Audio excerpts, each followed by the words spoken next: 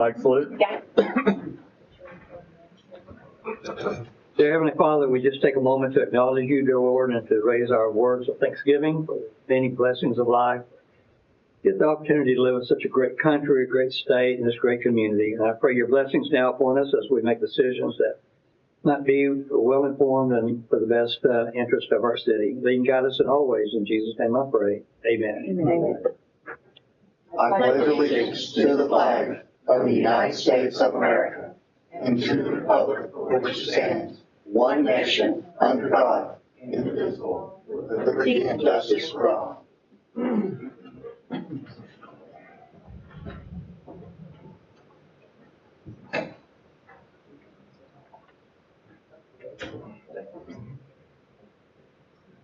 This time I'll call the August 11th, 2025 meeting of the Newcastle Public Works Authority to order. First item on the agenda is roll call. Carl Mel. Here. Jane Reed. Here. Todd D'Amico. Here. Mike Fullerton. Here. Marcy White. Here. Item number 2, discussion and possible action on approval of the agenda. Make a motion to approve the agenda. Second. Motion second for approval of the agenda.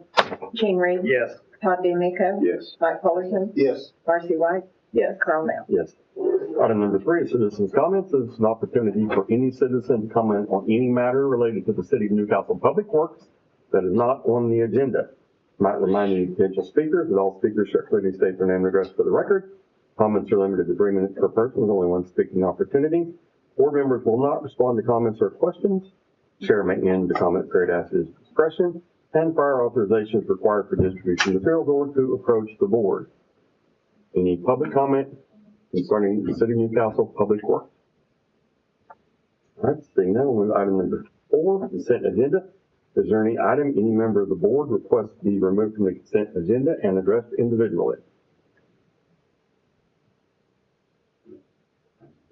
Seeing none, item number 4, consent agenda. Make a motion to approve the consent agenda. Second. Motion second for approval of the consent agenda. Jane Reed. Yes. Todd D'Amico. Yes. Mike Fullerton. Yes. Marcy White. Yes. Carl Mel. Yes. Item number 5, discussion and possible action on any items removed from the consent agenda. Be no action on that agenda item.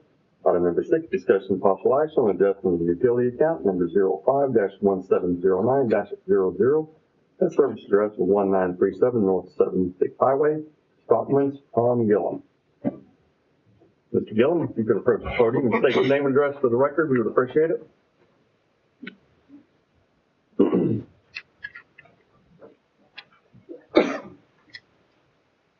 Tom Gillum. Tell us what your issue is. My issue is I had a little problem with the public on picking up my trash. And I was kept calling and getting a hold of somebody in Louisiana. And finally I went over to the water department and Vita said, well, you've got a water meter. I said, it's impossible for me to have a water meter. We found one that's about 25 years old. And I've been paying on it every month for the last 20 years. And I had the water shut off from it. And I know I told them to remove it.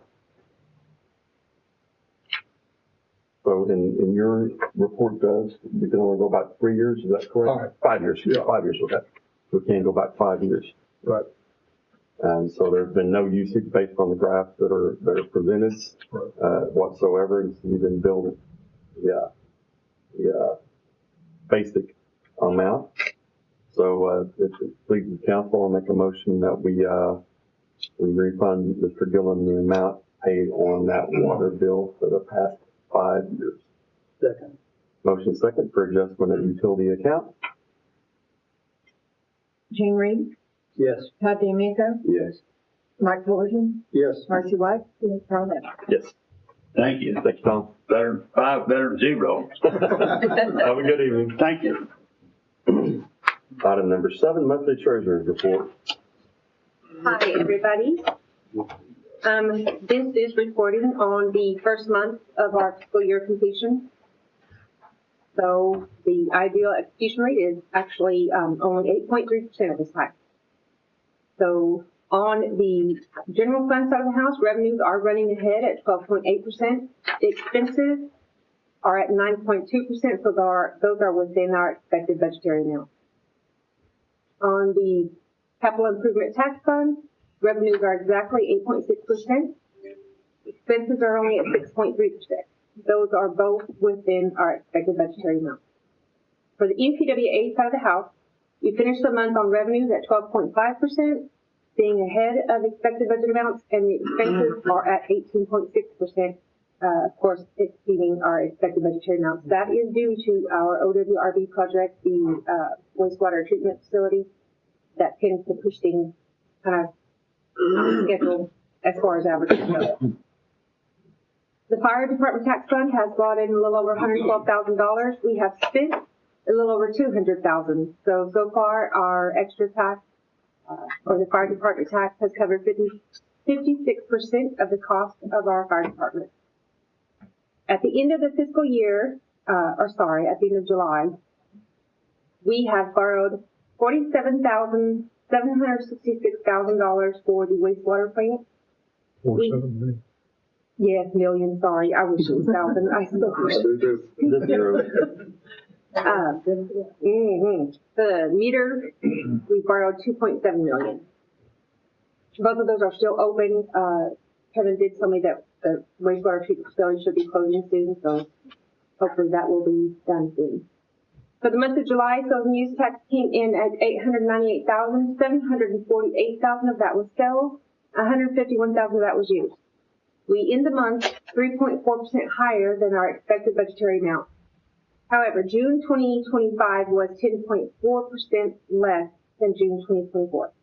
And so total receipts at this point in the fiscal year were 10.4% higher than July last year. July was really big last year for sales and use tax. Our current indebtedness as a whole is sitting at over $64 million. Again, that includes the two loans of the construction phase. A quick rundown of our fund balances. General fund is $1.9 million. Capital improvement tax fund is $2.4 million. Economic development tax fund, $38,000. Cemetery care fund, $48,000. Parks capital improvement fund is $215,000. Admin and technologies, $193,000. Grant cost share fund is $2.2 million. Transportation impact fee fund is $103,000. The opioid abatement fund is over $80,000. We haven't touched that yet. The public places and spaces fund is sitting at $2,800. On the EPWA side of the house, public works is sitting at $2.2 million. Water impact fee is $874,000. Wastewater impact fee fund is $965,000. Wastewater plant fund is $7.1 million. MMR fund is $370,000. All funds combined, we finished the month at almost $19 million. I do want to mention on the budget amendment, we are due to pay our construction interest on the two OWRB loans, and they are pretty hefty. So that wastewater plant fund is almost $1 million is going to hit, I think, or 800. I can't remember now. So that will take quite a hit, and you'll see that next month. There's one thing I need to get council's approval or review on, or opinion, however you'd like to state it. I'm going to read you something briefly from our ordinance. Chapter 34, where the finance section is kind of antiquated, and this is just the one piece about submitting documentation to y'all. It says a copy, not documentation, but just the list, the claims list. I don't know if y'all look at them or not, but they're not very quick to look at and get a summarized piece of information if you're looking for something in particular. So I just want to read this right quick. Copy the approved claims list and or check register, which we did a claims list, may be provided to the City Council for informational purposes. However, governing body approval is not required prior to the payment of those invoices or claims if incurred and paid in accordance with provisions above. Our provisions are right now, and you are welcome. I can send you the chapter, you can look it up. Anything 2,000 and under, department heads have the approval to do. 2,001 to 50,000 is Kevin's choice, and over that it comes to y'all. And we always do that. Any contract that we enter in, Kevin presents to y'all. Things like that. So, for example, the bridge contract that we entered with Haskell Lemons, I don't know if you guys recall, it was presented as Haskell Lemons was the contractor. The bid was out there with the amount and all that good stuff, and you guys approved it.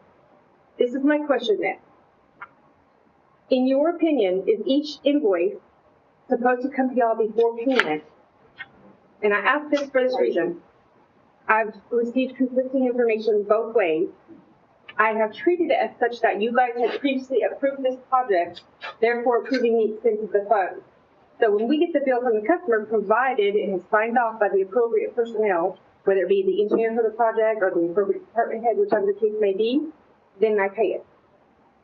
So my question to you is this: in your opinion as the council members, and I just read you the ordinance, are you thinking you should see that invoice on the consent agenda before I pay it? If we've already approved the amount in full, we've approved the spending as a lump, but the line items are included under the lump. So my inclination is no, unless you would spend something above and beyond, which, above and beyond the amount we approved. No, change orders above 15% have to come back through y'all anytime that happens. So if it's gonna be whatever you've approved previously when the project was presented to you and you guys selected the bid person or the bidder, contractor. What would be the pros and cons of, what would be the risk of either way? If I may, you delay payment to vendors, and sometimes that can be significant. For example, Haskell was just getting an invoice today. I believe it was today. It's being forwarded, and she was planning on, so that's going to be in the consent agenda for September. So you're saying there's known benefits for it and a risk of that happening if you do have to go to approval. I think it's bad business to make a company wait that long if the project's already been approved and if they. My question was that's good, and my question was kind of on the other side of it. What risk of accounting or anything like that, or any risk exist? And I don't think there's any risk as long as they in accordance with the approved contract. So, we approve that contract, this orders this amount, and if Kevin or the reviewing authority approves the fact that those expenditures are appropriate, then I don't know if we need to revisit it. It's like double approving it. And in this case here on this invoice, basically what I told Jeannie was, let's make contact, well, we actually called the street superintendent because this is a bridge project. Let's get a hold of our engineer that engineered that project. Let's have him check quantities and hours of work. Because basically for Haskell Limited, all it is hours and equipment, labor and equipment. There's no materials involved. We bought the materials outright. So let's make sure that they actually put in the hours and the labor that they were supposed to, and give us a letter as an engineer stating, yes, this work's been done, and then we pay it. So we got checks and balance, we got checks in process. The question then is just, do we need additional approval? Right. And so we don't recognize any risk of that. And actually, the risk is that bad business for our vendors. Right. Jeff, is there any legal thing on that? The only reason I said what I said in my email was because of the issue we had with that. That's okay. That's a sidebar. Yeah. Yeah, and as I stated, they would always be signed off by the appropriate designated personnel in accordance with our ordinance. Mm-hmm. Yeah. I mean, ordinarily, I would say that. I think the council previously approved the contract, and the money's already been appropriated, the bid has happened, the contract's been approved, and you're just executing that contract. I think you just check and make sure there's no funds to cover what's being submitted, and make sure what is submitted is a valid expenditure under the contract. I think it's fine without having to come back against. I mean, I contract on this one, it was vacated from public one. No, I contract with Is there a different Public factual entity. situation that you're talking about, Camille? And Is there a different factual situation? Well, we had a little hiccup on the notice to proceed, and we ended up, it's in the council minutes that we.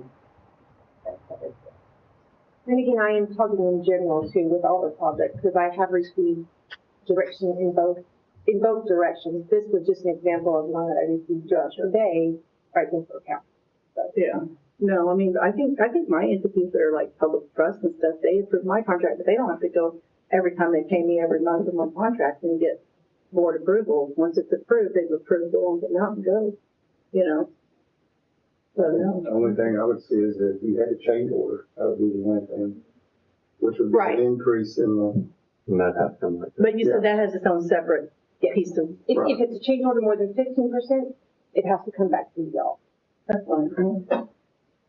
You know what, all change orders said that you can follow the, That's more your area. I know only the 15% has to be I actually. just always put them on the consent agenda. That's fine. I'm talking about actually timeliness of payment is what I'm Right, talking about. 'Cause, I mean, obviously, I'm not in position to make any rules, I'm just working on the payment. right. And they usually say net 30, right? Usually, there are some, yes, usually. So back to, you opened this up with, reading the ordinance. Does that need to change in order to do anything different, or? Our ordinance actually says Oh, you that I don't have to wait for your approval, All right. provided the provisions of the appropriate authorities in place have located already. I can support that, I mean, I'm okay. Yeah. Do we need action on it, or should we just have No, our there's opinion? not an action item in the agenda. to take it, so. Just making sure I'm doing what y'all want me to do. I think you're in safe harbor. Okay, All right. Thank you. Thank you. Number 8, general manager's comment. 3 items. We had that phone call last week with Mr. Atkins on the pressure reducing valves for Manor Lakes. Apparently there was a verbal agreement, according to the engineer, that the Atkins would purchase those valves and we would install. And it's 14 different valves in Manor Lakes, 2 out on Western, 12 inside Manor Lakes Edition. So we're going to be installing those PRVs. And this has to do with the booster station that's going in on Western. It's going to increase the pressure in Manor Lakes subdivision. In some of those properties, the pressure could possibly be too high. That would actually cause damage to pipes and things of that nature in homes. So we have to install pressure reducing valves at those different locations. And that's all been determined by the engineer, or them, not us. So, another thing that we're looking at as well, we do have the final inspection this Wednesday of our new sewer plant.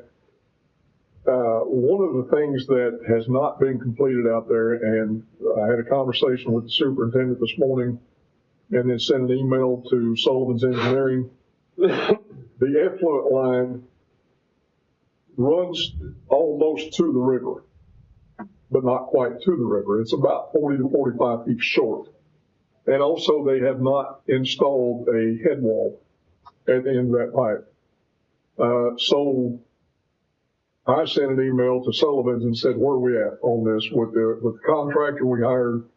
And then basically he sent them an email and said, where are we at on this? So hopefully I'll hear something about that pretty quick, but looking at that and discussing it with the superintendent, that head wall it's going to have to be put in place out there, and that pipe is going to have to be extended to hopefully prevent any kind of backflow onto any properties there from the discharge. So far we've been fine, but we don't want to risk that happening in the future. So we're working to get that completed as well.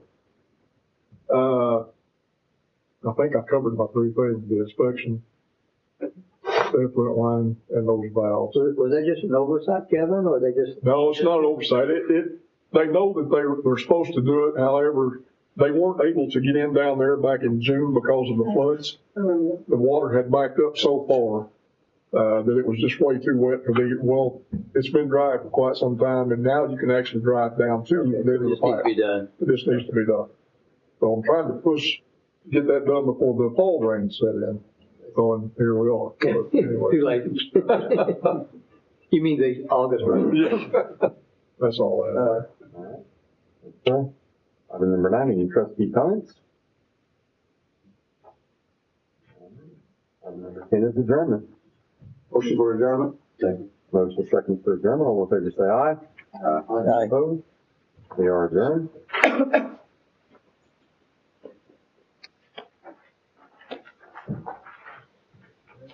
This time I'll call the August 11th, 2025 meeting of the Newcastle City Council to order. First item on the agenda is roll call. Carl, Here. Jean Reed. Here. Todd D'Amico. Here. Mike Fullerton. Here. Marcy White. Here. Item number 2, discussion of possible action on approval of the agenda. Approve the agenda.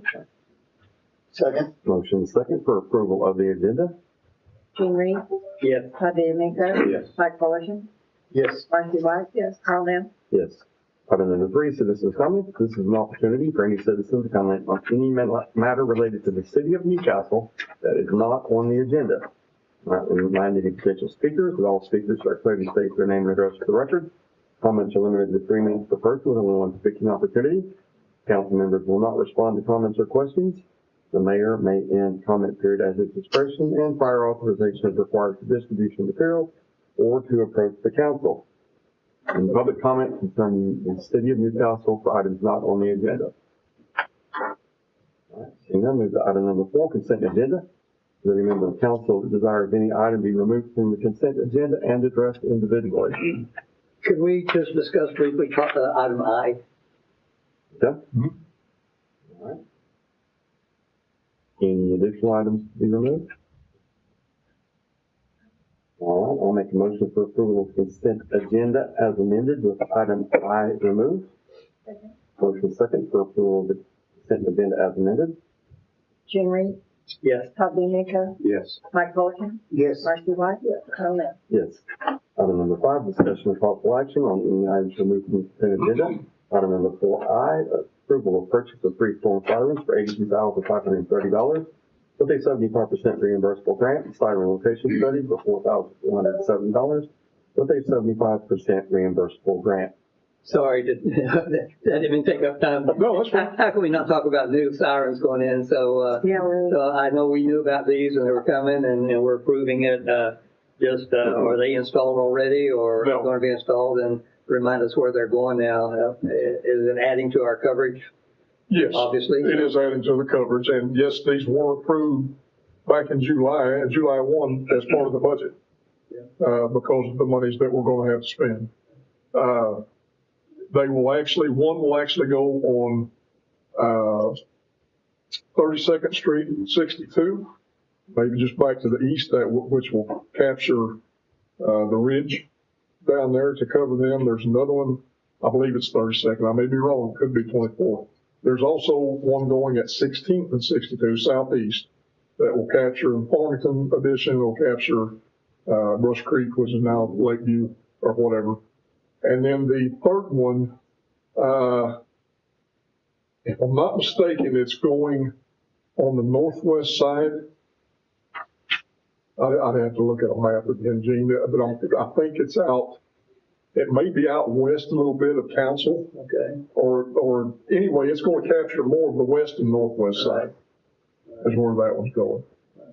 And those sound each, how often do they sound for tests? Is that a weekly? Every Saturday. On Saturday at noon? And all horns sound for that test? I mean, Yes. That's the objective of that, right? Yeah, at some point, and Donnie and I have discussed this, but I don't think we're there yet as far as zoning these sirens. Yeah. We don't have enough of them. Right. So right now, anytime we hit the button, all 9 sirens will go off. This makes us 9 sirens. But we don't have an all clear. There's no such thing as an all clear, right? Not a signal, no. We just put that out through social media and that everything's cleared. Right. So if you hear that horn go again about 20 minutes later, that's more. It's not clear. If I hear it real faint, that's what Blanchard. Yeah. If I hear it loud, it's Newcastle. Now, I know these have been ordered. The sirens have been ordered, and Goddard Enterprises is who installs these for us. Right. So it shouldn't be too far out, and they'll be here before next spring for sure. Thank you. We got all of our, postponed. We did. We actually did. Yeah, Donnie, he got to experience what I did on the first 3 that we put in, and take pictures from each direction where that 10-inch hole is going. Oh, really? To make sure. Oh, yeah. I mean, it's. What clearing? Because it's federal funds, Oh. not national environment. Yeah, so. Almost unrelated to that, our school system has the lightning detector. It went off today, obviously, no surprise there. But it's, I think it's nicknamed Professor Perryweather, but it is Perryweather is the name of the device. Oh, And that's just for lightning. I don't know if there'll ever be a need for that anywhere else, but that kind of serves the community for lightning. We're actually talking about putting one in Veterans Park. Oh, That's kind of where I was going with that. I think that'd be a good idea. That's a great idea. That's a great idea. No, we've been looking at that, and matter of fact, I think Donnie actually submitted for a grant for that one too, but he didn't get that one. But we'd like to have one there, and then potentially one down at the ball fields. The communication has to be kind of clarified. Some people think, we had a visiting team on the field when it went off last year, and they thought it was a tornado warning. Yeah. And it served the same purpose, but they got off the field faster than our bulls did. Because it's really just saying it's within 10 or 15 miles. Right.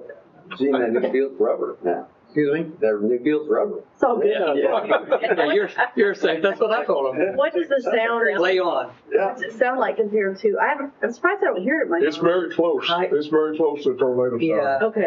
It was maybe a little bit higher pitch, maybe, or whatever, but it's alarming. I'll go stand outside next time I listen.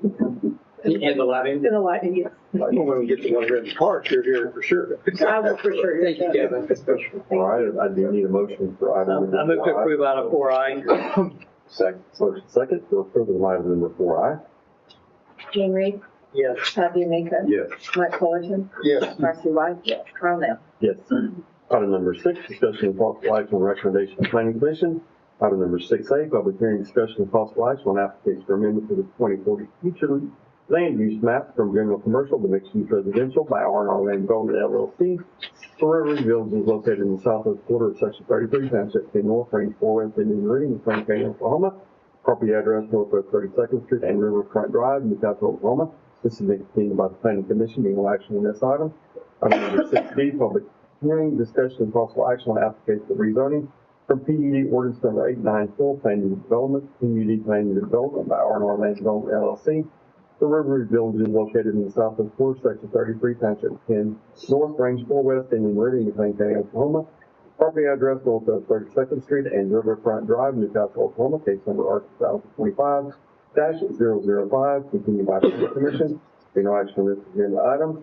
Item number 6C, public hearing discussion and possible action on application for rezoning from A agriculture to E1 suburban estate residential for Scout Enterprises LLC, located in the southwest quarter, section 32, township 9 north, range 3 west, Indian Meridian, Frank County, Oklahoma, and for adoption of ordinance number 1000. Property address, Northeast corner of Pennsylvania Avenue and Southeast 32nd Street, Newcastle, Oklahoma. Case number R2025-010.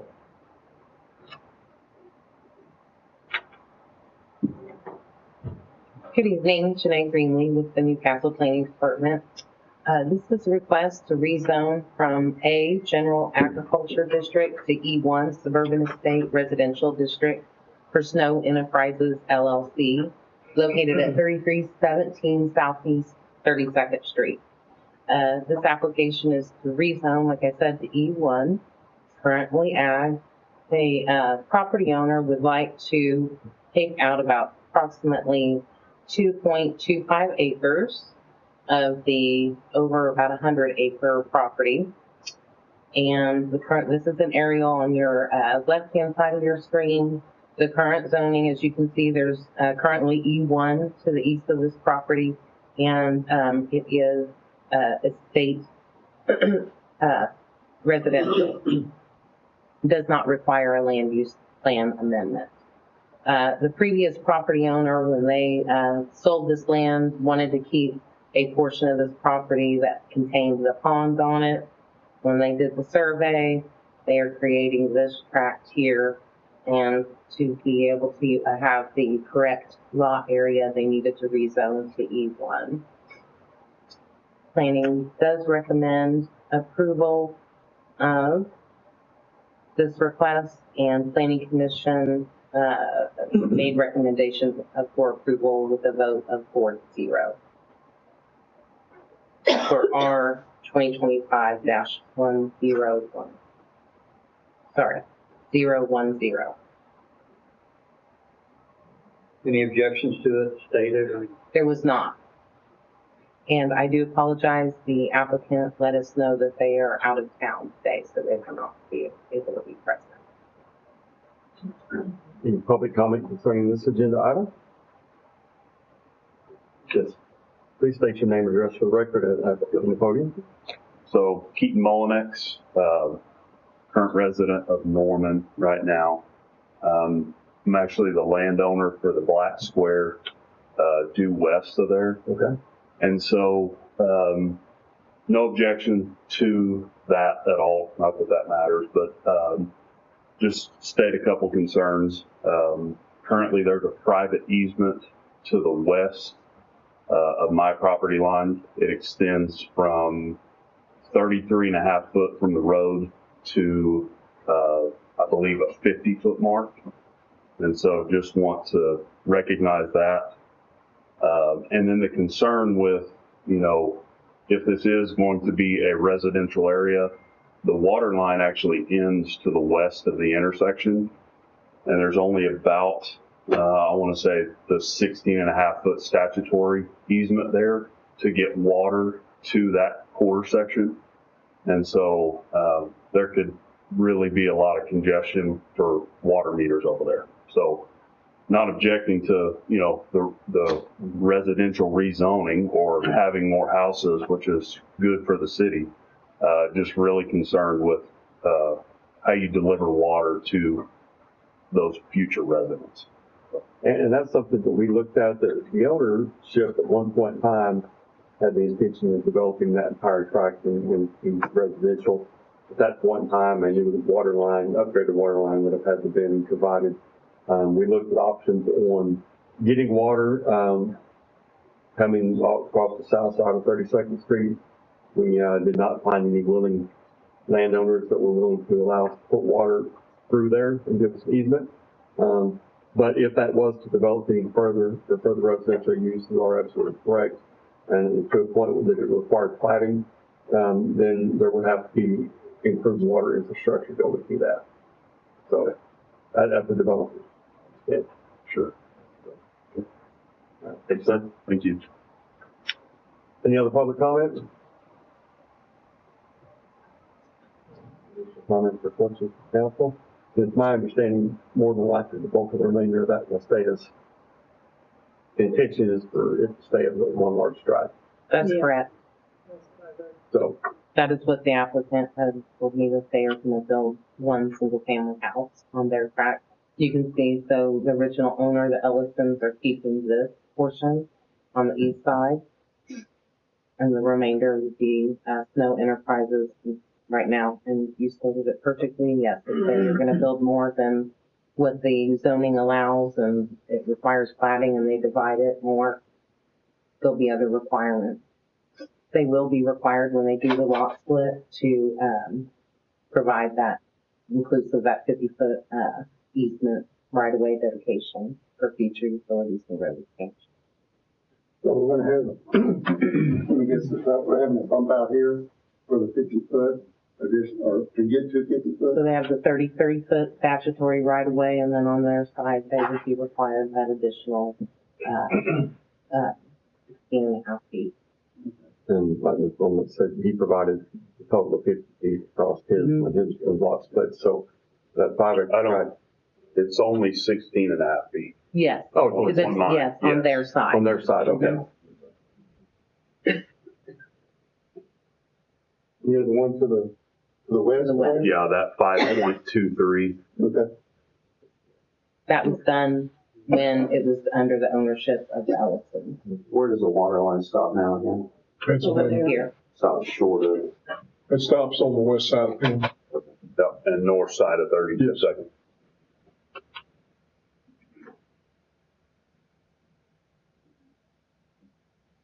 Any other questions, comments, council? make a motion to approve item 6. I'll second. Motion second for approval of item number 6C. Gene Reed, Yes. Todd DeMeco, Yes. Mike Fullerton, Yes. Marcy Blanca, Earl Ham. Yes. Item number 6D, discussion of possible action on adoption of emergency clause, ordinance number 1000. Make a motion to approve item 6D, emergency clause. I'll second. Motion second for approval of item number 6D. Gene Reed, Yes. Todd DeMeco, Yes. Mike Fullerton, Yes. Marcy Blanca, Earl Ham. Yes.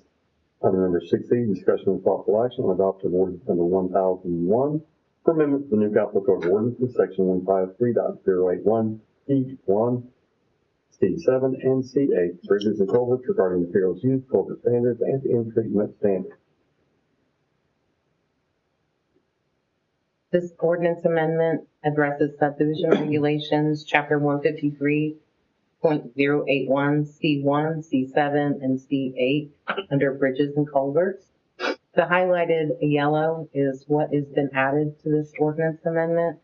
Basically, a little bit of background. We've had several inquiries for the allowance of the HDPE pipe, and we don't currently have that as an allowed material in our ordinance. We allow the reinforced concrete pipe or the metal pipe. Excuse me, and we've had several developers, builders come to us asking for the allowance of this HDPE pipe. We have done some variances in the subdivision regulations.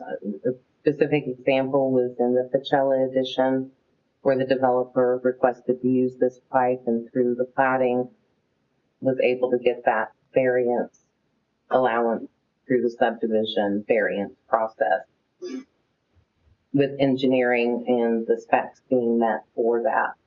So to just go through what is going to be allowed is that PPE product and the HDPE pipe, and the city can also specify which type of material to be used on specific projects that shall in no event be less than a dual wall design for the corrugated plastic pipe. And I'll stop right there because that dual wall design did come from Planning Commission through discussion at the July Planning Commission meeting, where we wanted to specifically state that it was the dual wall that we were going to allow.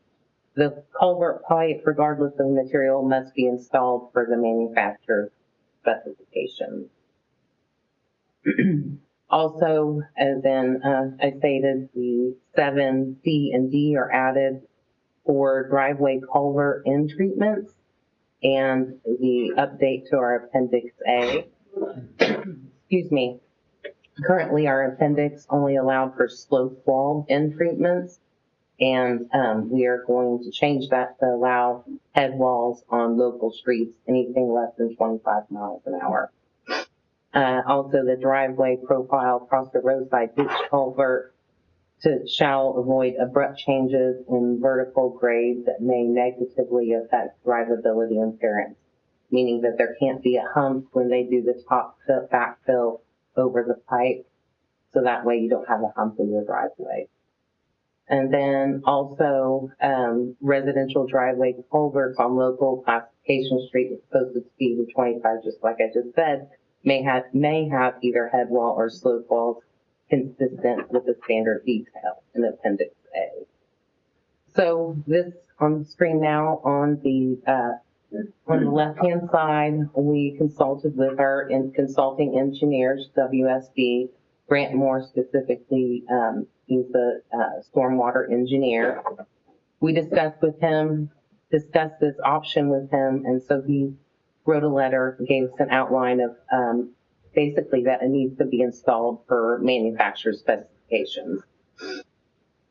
The middle detail is the amended Appendix A to allow for the slope walls and then the miles per hour that where you can have a slope wall or a head wall, which, like I said, it can only be for roads that are 25 miles or less. And then on the right-hand side is the acknowledgement of proper construction of drainage improvement. This is the letter that we had previously discussed, or excuse me, acknowledgement that will have to be signed by the developer or the owner or the builder when they are developing on a driveway that will be required a bar ditch and a culvert pipe. And so we came up with this acknowledgement that is now in each one on MGO, our permitting system, online permitting system, that they will have to sign this, an agreement that they realize that the driveway culvert must be installed per the manufacturer details, and that they are responsible for that installation to make sure that the culvert is set at the correct flow line and depth, and it's the proper size. Planning Commission made recommendation with a vote of 3-1. Planning staff recommends approval of this ordinance amendment, and I'm happy to answer any questions. I think I know the answer to your question, but I want to make sure. Slope wall, I get. Head wall is just a vertical concrete wall That's instead of correct. okay. There you go. No, that's at 25 miles. Correct, So those are both head wall? correct. Okay. Okay. I was trying to decipher.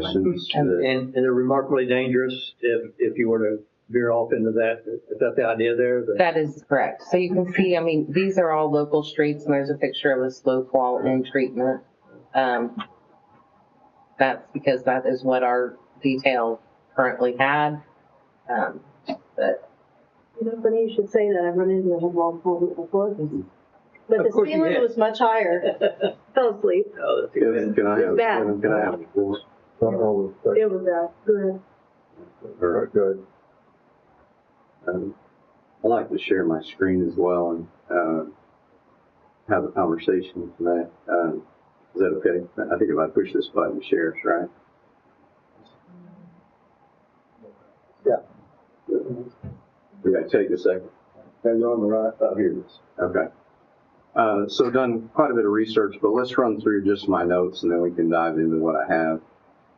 So I do agree with one of the points that the plastic pipe has a longer life expectancy, right? But that's where I disagree with everything after that. From that point on, I disagree, respectfully disagree. In the city of Norman, it is not approved. HDPE pipe is not approved in the city of Norman. ODOT uses it, the state of Oklahoma uses it for stormwater only. There is a paving section, but it does have a cover requirement. That cover requirement is 2 feet. Just pencil that down for just a second, because we're going to come back to that.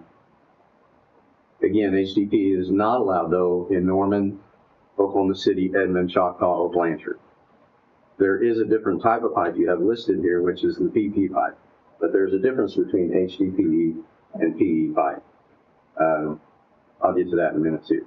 The engineer's report that we have down below, I understand he's written a letter and provided guidance. But his letter basically says, I approve it if the cover, the 2 foot, 1 foot, whatever the spec is built that way. Oklahoma City goes with 2 feet of cover. The pipe spec from ADS, the pipe manufacturer, says 1 foot. But keep in mind, the largest municipality in Oklahoma, one of the largest, uses 2 feet of cover for this type of pipe. But we've been talking about drainage problems now for a long time. We're going to get phone calls after tonight's meeting because we had a rain day, right? So I just want to talk about this. This will be every Newcastle subdivision that will be affected by this ordinance change. Anything under 25 miles an hour now changes to this, right? Now keep in mind, some of the developers we have, this doesn't apply to at all. You take a curb and gutter street, right, with storm sewer design inlets, it makes no impact, right? The tremendous amount of developers in town and builders that build that type of neighborhood, right? I've done research. You have Coachella, you have Oakmont, you have Riverview, you have Pedras, right? Those are the 4 major 1 acre tracts, Larditch, those kinds of things. If I'm missing one, somebody jump in, right? Those neighborhoods are established, right? Coachella has 4 phases. I don't know of HDPE pipe, Janae, in Coachella anywhere. Matter of fact, Chris Cathy has told me he had to remove that pipe because it wasn't allowed in one of the sections. So he's got everything in Coachella is concrete as far as the developer that was put in under streets for stormwater in that neighborhood. Let's talk about the crest, right? She showed the detail of what you cannot have happen is a crest over a driveway, right? Okay. What happens when you put 2 feet of cover over a plastic pipe? You instantly have a crest. I'm going to show you some pictures of why. I'll get to that in just a second. Again, HDPE pipe is not allowed.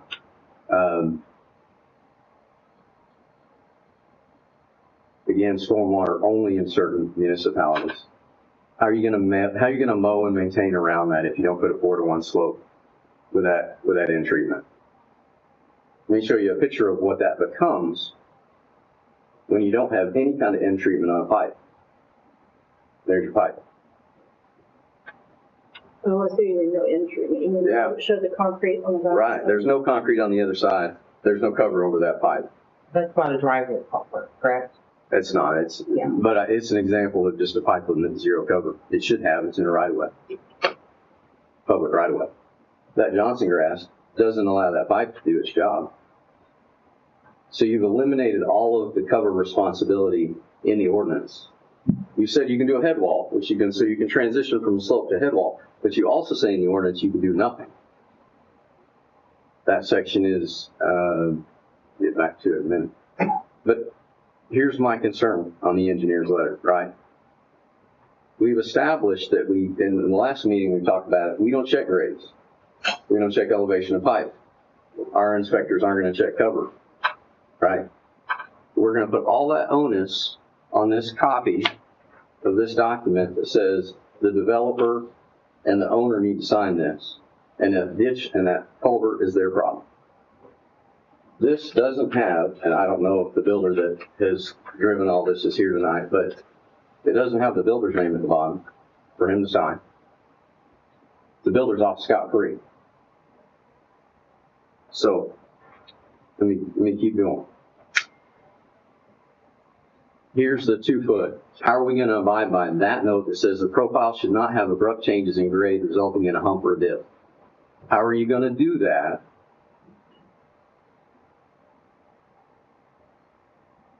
Scott, you can blow any of these up you want.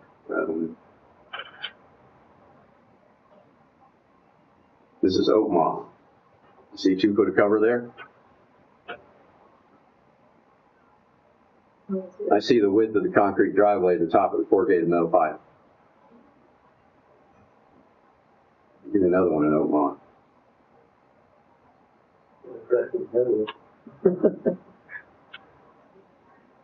Here's one that does have a hump that doesn't have any cover, right? That's the pipe and the concrete. That's oak moss. That's an addition that's still going on, right?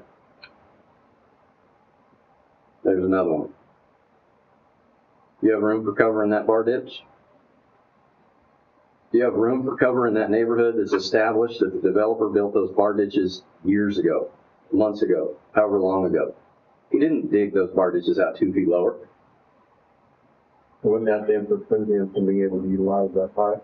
No. Because he wouldn't be able to provide adequate. No, they're throwing it down in Coachella right now. We didn't design those. I did. Not we. Those bar ditches aren't designed for that 2 foot of cover. I can get you. So we could approve their use, could we? They've been told they can do it. Wait on city council approval, and all the pipes are delivered. Have to have adequate cover. I mean, that's their Here's responsibility.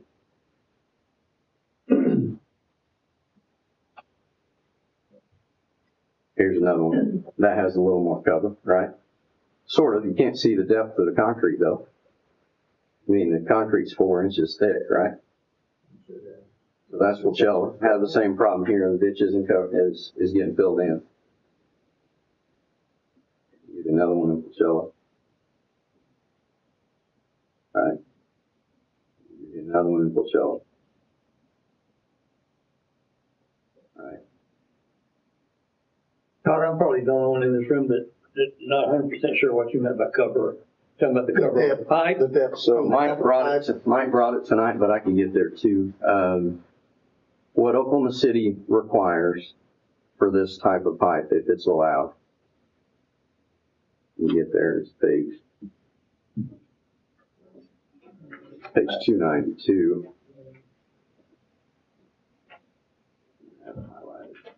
Those are ODOTs and But while he's looking, does cover mean literally what's covering the top of the? yes. Correct. It means from the bottom of the bottom of the drive, Right. whatever material that is, asphalt, concrete, Right, between to the that. top of the pipe. Okay. And here's Oklahoma City standards. So if the concrete is right on top of the pipe, that's not covered. That's another zero Cover, cover. you're talking about There's dirt. zero cover there. And I'm showing you 4 neighborhoods right now that have that already done. Those 4 neighborhoods don't have bar ditches that support 2 foot of cover. They don't. If they did, if they put 2 feet of cover over the pipe, you wouldn't be in accordance with the detail that says you can't make it hot. Right, okay, now. Right. But Or they can't use the pipe either. well, I'm of the camp that the ordinance shouldn't change, and I'll give you a little more. Here are the points there are some points for end treatment, right? You want to talk about what end treatment does, the slope, all those things. All this, it doesn't allow the pipe to be eroded out, right? We have water that comes straight at these pipes. The last thing we need is them rushing up against the pipe and floating that pipe out of the driveway, right? Or maybe not floating it out, that might be a little over dramatic, but tearing up all the things around that pipe. Here's what I did. I interviewed 4 PEs that are of different areas and asked them the question about HDPE pipe and polyethylene pipe. One in Oklahoma City originally said we don't, and then he researched it further and said we allow it with 2 feet of cover. There's Haskins. Another one from the city of Norman said we do not allow HDPE pipe for residential driveways. We do allow the HP pipe. So another one says they're a reputable manufacturer. Same thing. Build it according to the specs. He didn't want to give me an opinion. He did the same thing our engineer did, wrote a letter saying, here's my out, right? SRB, we had a conversation about it. He didn't send me an email. I'm not going to recap what he said. I asked several municipalities. I asked the ADS pipe salesman that makes this plastic pipe. I said, Stephen, where do you sell this? And where's it allowed? He first said everywhere, right, to sell it. Then he came back and said, I can't do it in Edmond. He didn't tell me anywhere else. So I asked the like city, right? And he talked about Oklahoma City, talked about other areas. I went to Choctaw, right? Choctaw has 10-acre tracts, small residential, 1-acre residential lots, subdivisions, right? All those things. And I said to the city manager, I said, well, what do you think? And he said, we do not currently use this under driveways. We do allow it in stormwater drains. Our planning department isn't a fan of it. You can read what he said there. It's a no. It's a hard no. City of Blanchard is a no. Here's, again, in summary of what that is. Oklahoma City is 2 feet of cover. Norman is 1 feet, 1 foot. Choctaw, Edmond, Blanchard are no. I showed you the cover examples. I showed you the end treatment. Here are my concerns. It now becomes a homeowner's responsibility. What happens when that driveway fails? They don't say, oh, that's my responsibility. They say, oh, that's... Oh, we have a form, though. We have a form. We're not responsible. Homeowner is. Now, the builder's not on here yet, but if there are multiple builders, great. I've heard of one builder. The one builder I know that's dropping pipe off of 50 lots, you can remember 50, because somebody do some math here in a minute, is the one pushing the hardest. And what about the builders that have played by the rules all the years up until now? We're now saying to every builder, and I interviewed 3 here locally, that live here, build here, invest here, have families here, and said, have you ever had an ordinance change for you?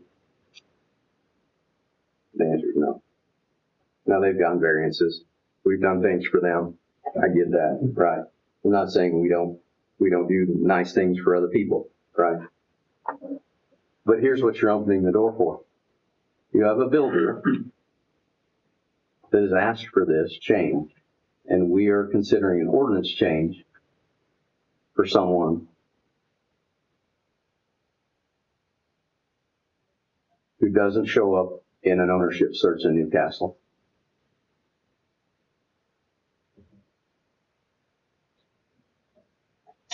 In Bixby, there are several subdivisions that have curb and gutter just like we do. From what I understand, this builder lives in Bixby. What I see in Bixby is I see an entire neighborhood done from start to finish. This is a 1-acre lot subdivision in Bixby in this developer's hometown, where they end treatment every one of these pipes. The entire neighborhood's done that way. The head wall has an extra 2 feet, comes over the driveway. It has a light in it. They brick them. Matches the house. Looks fantastic. I love the look. Again, you have established neighborhoods in Newcastle that you have 4-to-1 entry to, and you have phases of those neighborhoods that are designed with bar ditches that don't support this pipe. You have other municipalities that do not use this pipe.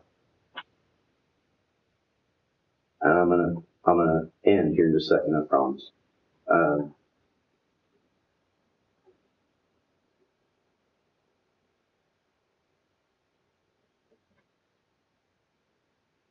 Got one more thing to show you.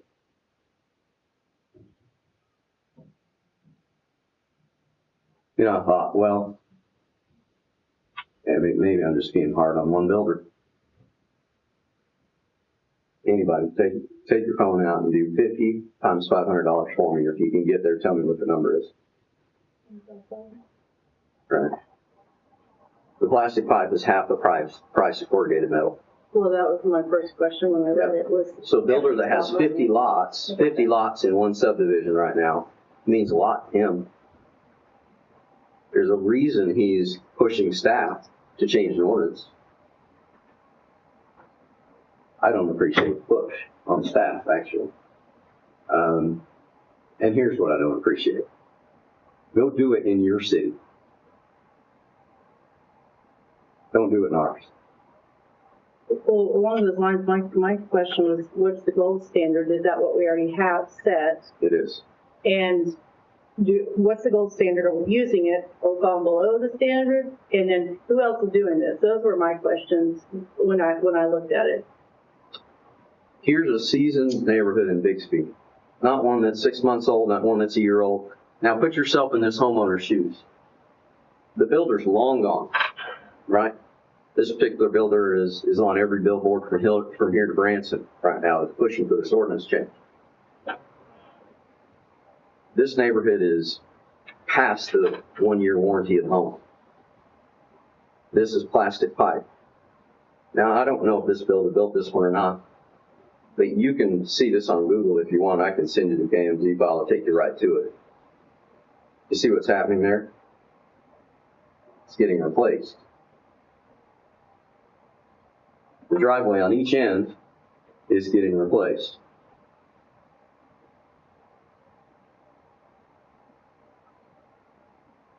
Same thing here.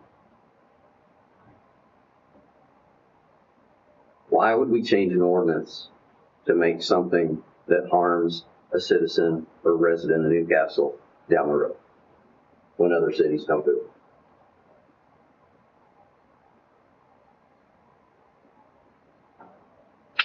Are you saying that is a photo of the other type of product? It is. It looks like corrugated there. It's big plastic. It's a gray plastic. Okay. Corrugated metal. And it's no entry, no. So you can see it better there. Yeah. Okay. Oh, yeah. You can put all the forms you want in place. It's not going to keep that from happening. That's going to happen to people in your ward. It's going to happen to people in my ward. Sends a message to every builder who's been in here that if you want an ordinance change, show up at City Hall tomorrow.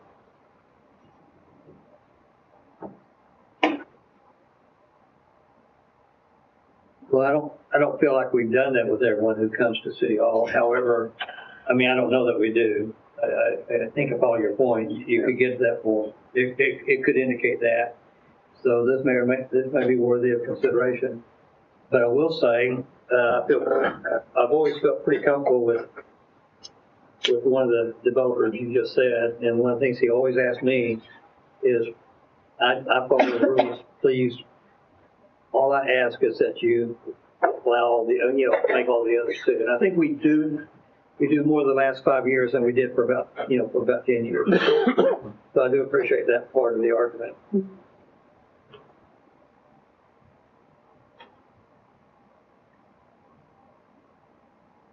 I would like to reply to a couple of your comments, if that's okay. Absolutely, yes. So on the Norman and Moore that were cited, I apologize, I should have checked staff's numbers and recommendation and been more specific on the allowance and where they allow that. I don't know if you looked at more, I didn't see I that. didn't look at more. Yeah, no. so we stated Norman and Moore in Right. the report. So I'll have to double check with Moore. Norman, it looks like there's specific allowances depending on the coverage. There's 1 foot cover in Norman. Right, okay. Yeah. And then I would like to also address the acknowledgement letter. We thought we had everything covered in that. Our ordinance already states in it that culverts are the responsibility of the property owner. Maintenance is in chapter 153, 0.81. That's good. I noticed in these bullet points, the things that the builder's responsible for, and the builder's not specifically called out on here, are the installation of the pipe. The items about the bar ditch, right? The cleaning of the bar ditch before it's turned over. So the developer's going to do the bar ditches, but then the builder is going to be the one installing the pipe. And the builder's the one saving $500 or trying to save $25,000 and put put a different product in. So there wasn't, my own biggest concern was the builder's not on the hook here. And I agree, we can make that change on that acknowledgement. I do believe that all was predated to the ordinance amendment. And when you speak to that there's one builder that is pushing this, it's not just one builder. I did have one builder that specifically said, like you stated, the 50 pipes that are laying in Coachella. However, this has been a conversation through many plats that we've had. And I get it, but nobody else has a permit in for one right now. There's not a plastic pipe sitting in any one of those other 4 neighborhoods. He's the only one. And he's got an email to you. And the email between you and Mark Woodard and him was, no, it won't be approved. And then it switched to, we'll do it, just wait till council approves it. It's up to council to approve that. Right. So I've had many ordinance amendments. And I'm not, sorry. Go ahead. I'm not upset. I'm not upset with you. I'm not upset. But let's make her point, then if you go ahead, bud. Go ahead.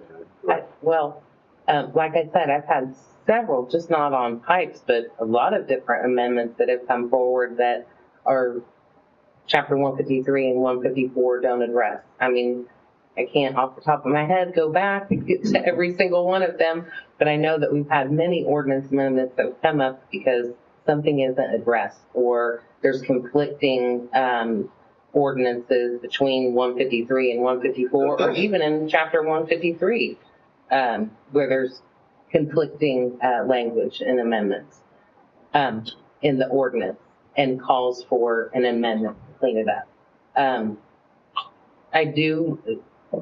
Mark Woodard had asked me and said, hey, these pipes are laying. And I said, well, we don't allow those pipes. Well, you're going to allow these pipes. We can look at it. That's why we went through the steps to have our engineer take a look at it. Need to probably be a little bit more thorough in some research with ODOT and other cities that are allowing it and where they allow it. When we have a subdivision, when they come in for a preliminary plat and then they do a final plat and plans and they show us if it's a bar ditch, they have to show us the flow lines and the slope of the ditches and the materials that they're going to be, the size of the pipe for each driveway crossing. But we also have a lot of landowners that come in just to build off of the section line, and it's the owner, and that's probably why we didn't add that. The owner usually hires that general contractor, or they're the ones filling out the application. And it just is, hey, we got to have at least an 18-inch minimum. That's what it requires. If they don't want to put that 18-inch minimum, they have to get an engineering report. We just did that ordinance amendment probably, 2 or 3 months ago, where if they want to deviate from what our ordinance requires, they have to get an engineer to do the design if they don't want to put in a culvert. So we're just trying to make a little bit more flexibility and allowance with our ordinance to allow different materials. That's where this came from. It was not to entertain specifically to one builder. They may have started this, but this covers everybody. It's not just so executive homes can use those 50 pipes. So I just want to be clear on that. So I understand that this could stand separate from the ordinance. Correct. I'm still of the camp that the ordinance shouldn't change. If you want to have an engineer as a private owner, if you want to have a different pipe spec in your driveway permit, you should have an engineer, like you said, give a reason why and show that it's going to work. That could be a permit or in the plan approval or in the permit approval in your area without changing the ordinance. And they could still sign this, in my opinion. Changing the ordinance doesn't fit all the things you put it into. What you do is you put this over top of 4 neighborhoods that I just listed that don't fit. Engineering wise, they don't fit this ordinance change. If a developer wants to come in and do what was done in Bixby and they want to put plastic pipe all the way through it and they want to dig the bar ditches 2 feet lower and you have engineering to support that and they want to make head walls out of brick and make it look nice, then approve that. Don't bend and change the ordinance because 1 or 2 builders in town that aren't even from here asked you to modify. That's my opinion. Well, can I speak here on this deal too? Okay, so, and that's fine to change the ordinance. That, like she said, that is council's decision. What she does and what the planning department does inside administratively is to get all that research done, to write those things, bring it to council, get your opinion. If council doesn't want to change it, that's fine. No big deal. But please don't suggest that her and her staff back there are entertaining builders that come in, because this is exactly what it sounds like. Kevin, I've got an email that says, no, stop. I've got an email that says, we're not going to do it. And then we bend and we do it. No, we can't do anything, nor can she. It has to come to council. I understand. We don't change ordinance without council approval. Both parties. Well, can I make a comment then, Kevin, Mayor? Sure. We have experienced, if a red flag comes up or there's concern for this, I entertain hearing the concern. But this council has changed ordinances because new products or different products have come in that we chose not to use before, and we start using it. It's probably not apples to oranges. I'm just saying we've done that, and rather than to make exceptions every time, we adjust and change the ordinance. We did that with some of the exterior walls that came out on some construction on Highway 9. New stuff came in. This may not be brand new, but I'm just saying new things came in, and we actually changed our ordinance. So we are open to exploring the change of ordinance rather than making exception after exception. And I have never known us to respond that quickly in the way that you're indicating now, regardless of what you've seen, Todd. The planning department has pretty much gone out of their way to bring us all the details. If you're bringing us things that I think are credible, I just am uncomfortable with the fact that it's credible only because we're being forced into it. So the discussion is worthy, I think, but. So, and I had a question, Janae, real quick. So, and I may be getting what Todd's saying somewhat wrong. So we are still requiring culvert in treatments if we were to allow this plastic pipe? Yes. I mean, this does not take away the only And it could be either a bulkhead or the slope. Correct. I mean, it doesn't have to be. But they're still required, which is the way I read it, yeah. Correct. They can have a slope wall on a 25-mile-an-hour street. This just allows them to have a head wall on a local road. But it just adds the head wall, does not take away the slope. Correct. It does not take away. So there will be all other roads will be a slope wall. Treatment. Yes, there'll always be an end treatment on all of the ends of the pipe. If I can, the end treatment on a head wall is a square wall. It's just concrete around the pipe. Right. It's not a sloped wall. Not all. Head wall can be sloped as well as. Well, We're talking, yeah, I mean, the two types. You can have the slope. Right. And it can have a head wall with your driveway if you want to. Right. Or what we're approving and changing is you can have a head wall that's square without a sloped in treatment. Correct. Right? Would you mind bringing up a sloped head wall? And if I could, You had one of concrete and steel? Yes. Now, are we talking about doing this with the plastic pipes as well? That's an option they could. No, it goes away. No, It can No, be a no, head it's wall. not. It can be a flat head wall. No, it does not. It does not They've go. already dug the footings for the flat head wall in Coachella, just like I showed in Bixby. He's already dug them, and then the plastic pipe is there. Or, like I say, it could be this, or it could be the flat, correct? Correct. It's Can one of be the either two. way. Either This way. ordinance. Right. Either way. Staff, Except on a road that's 25 miles an hour or less, you can have, if it's greater than 25 miles an hour, you have to have the sloped wall. Absolutely, I agree. If it's Okay. less than that, you can have the head wall. The only problem I got with the plastic pipe in this is UV breaking it down and damage done by mowers, weed eaters. I own a little lot over in Eufaula that has a plastic pipe underneath the drive. That is one of these, the county came out and set it out. And just from me walking with my handheld weed eater, the ends of it are already beat up and damaged. Is there an entry in on life? Just curiosity. No, there is not. And, but when you get back into these things like this, you get a weed eater that's slapping man, or even brush hog. Well, I mean, if it's like that and has concrete around it, you shouldn't get a weed eater, but I understand, you know, Yeah. like my stuff, grass Yeah. grows around the edges of And any it. type of equipment you bring around it, you're gonna damage it. I mean, even the rocks. I have large, E or D, I can't remember it's inch and a half gravel. Right. And it's already punctured down through it because they didn't put the bedding properly. The county did. And I can echo Tom's concern about, you know, I mean, our engineer says it has to have a foot of cover. Does that foot include the concrete? No. No, it's not. So you're talking about 16 inches above the pipe that it would have to have. That is correct. That's a pretty deep ditch. Mm-hmm. Now, you know, and I'm not saying I don't agree with utilizing this, but the developer and the builder would all have to know that you get a 16-inch on top of an 18-inch pipe.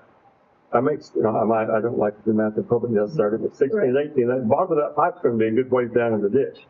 So you're going to have pretty deep drainage throughout the entirety of that addition to facilitate utilizing this type of pipe. And you're correct. And so if you're doing an addition and it was part of a plat, those things would be engineered. It would be part of their stormwater engineering that would happen when they designed the subdivision, which is different than just a single lot coming in and I'm building one house off of Southwest 16th, Right. you know, and I don't think I need a ditch here. And so I have to go get an engineering report saying that, oh, I only need a 10-inch pipe and I want to use plastic and I'm going to do manufacturer's specifications on this.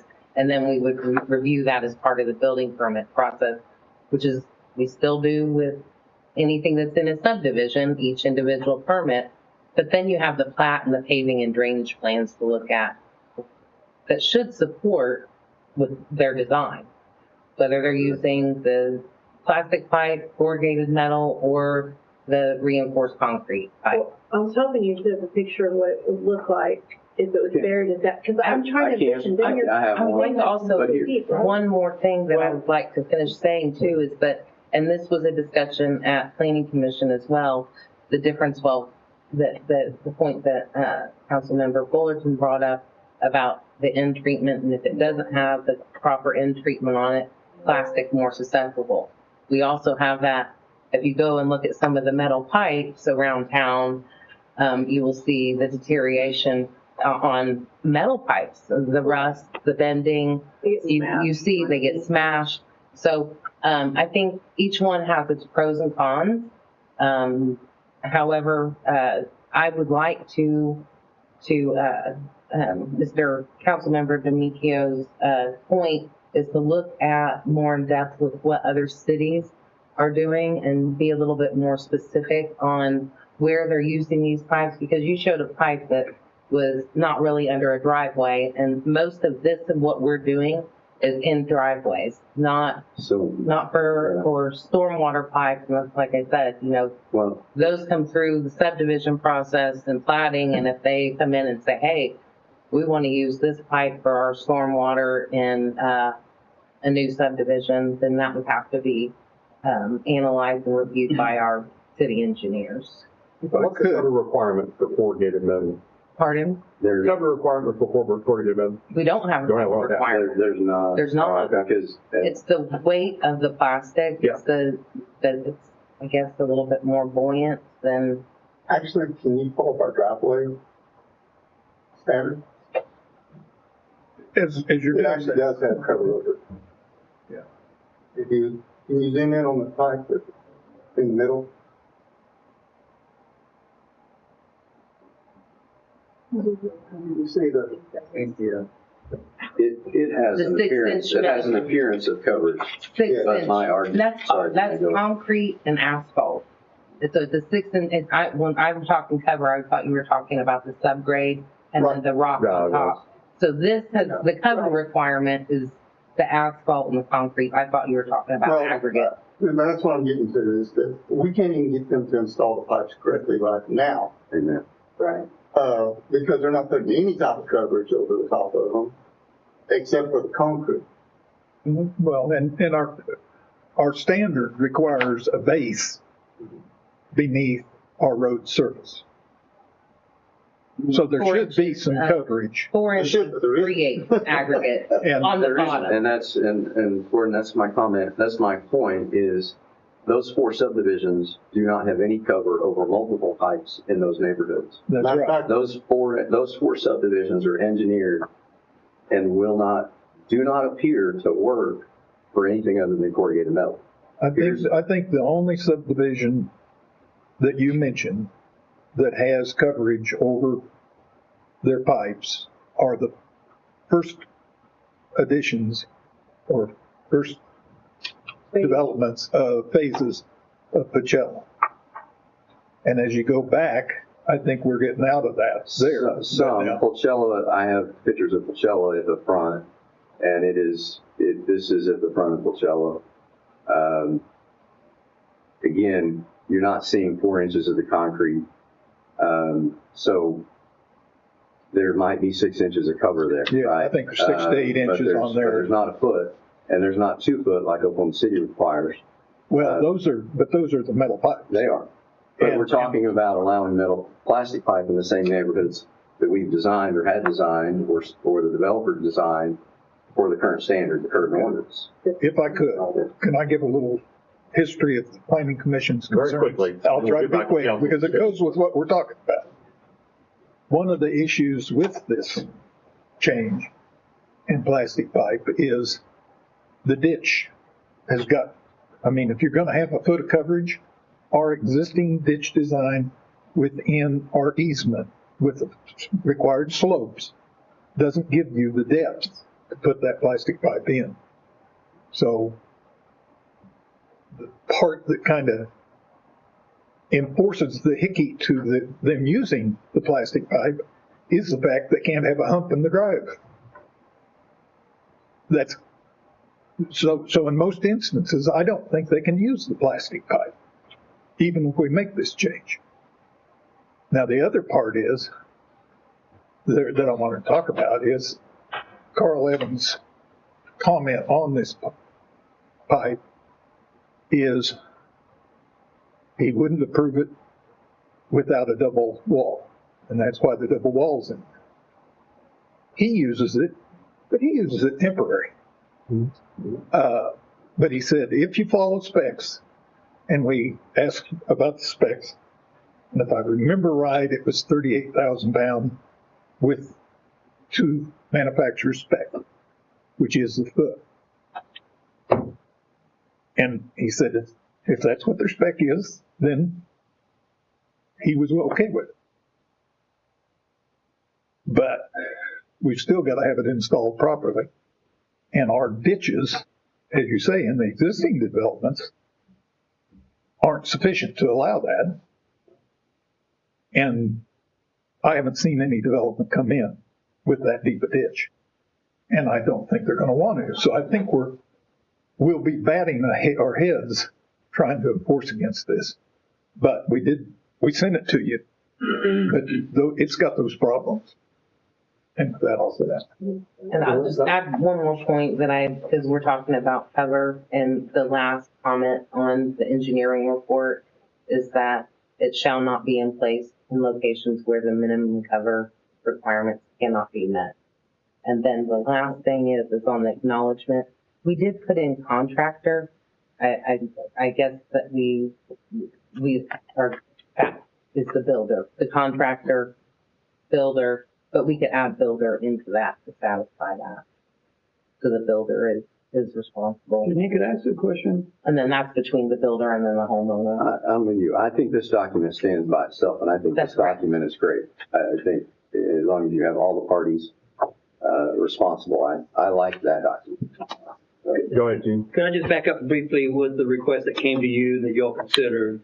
Was, and let's at least assume altruistic position of the developer. Hey, was the request to use a new type of material, or did they also ask us to change other dimensions such as the slope and the end?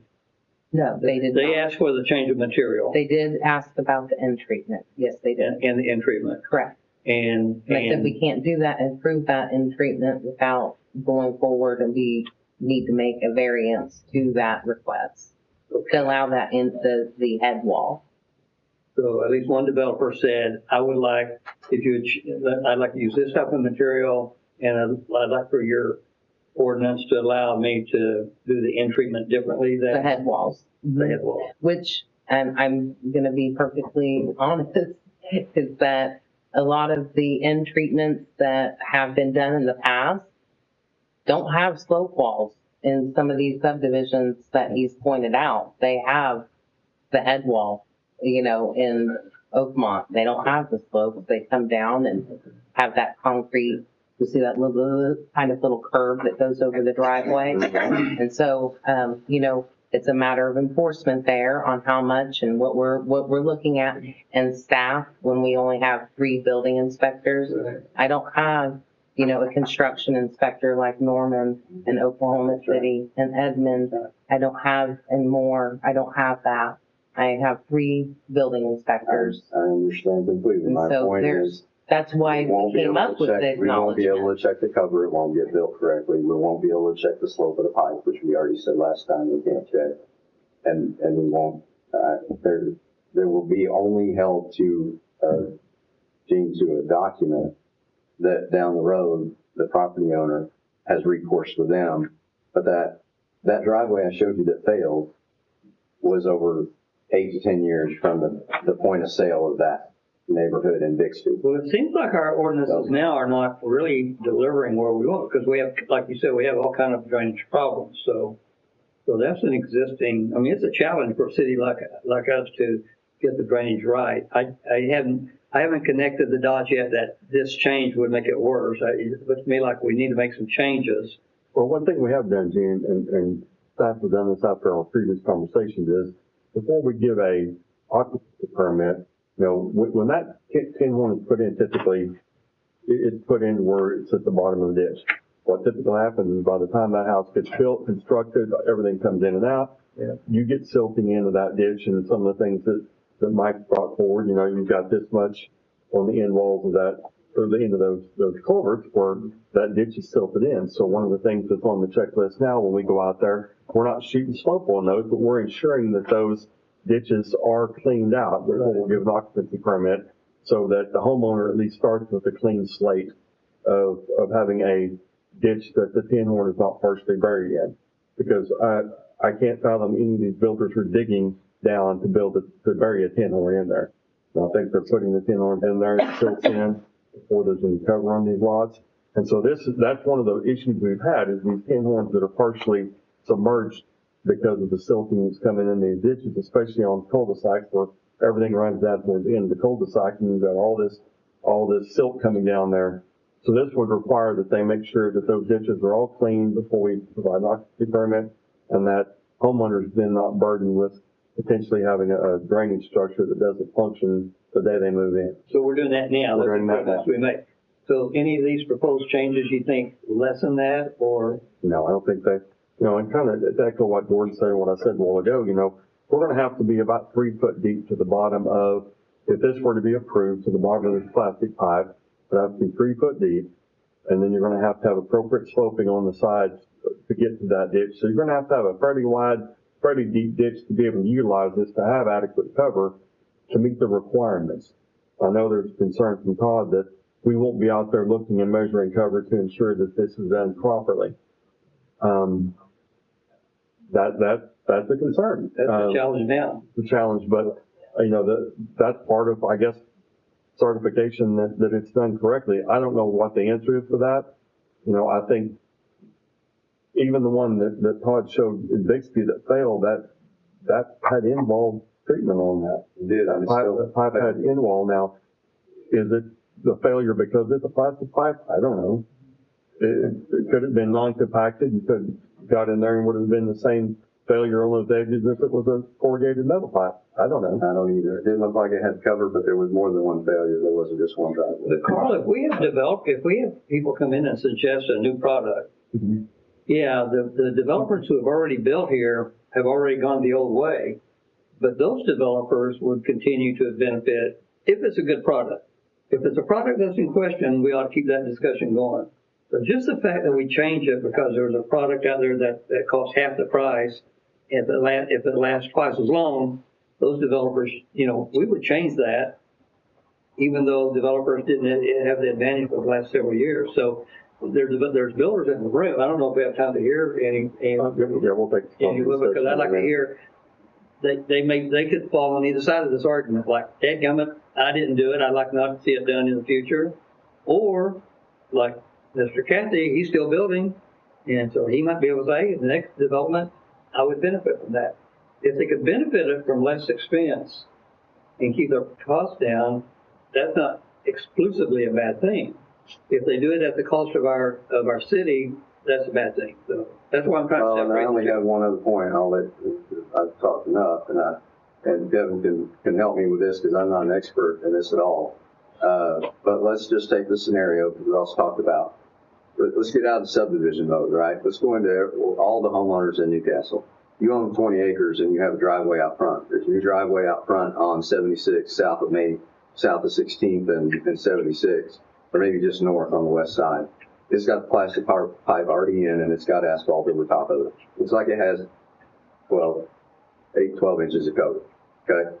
But what do we do when we build a house on 20 acres? Nobody puts it right up to the road, right? I'm sure not going to put it right up to 76. I'm going to put it all the way back at the end of that 20 acres, right? So here's where I'm headed with that. You put the plastic pipe in, you don't put enough cover over it.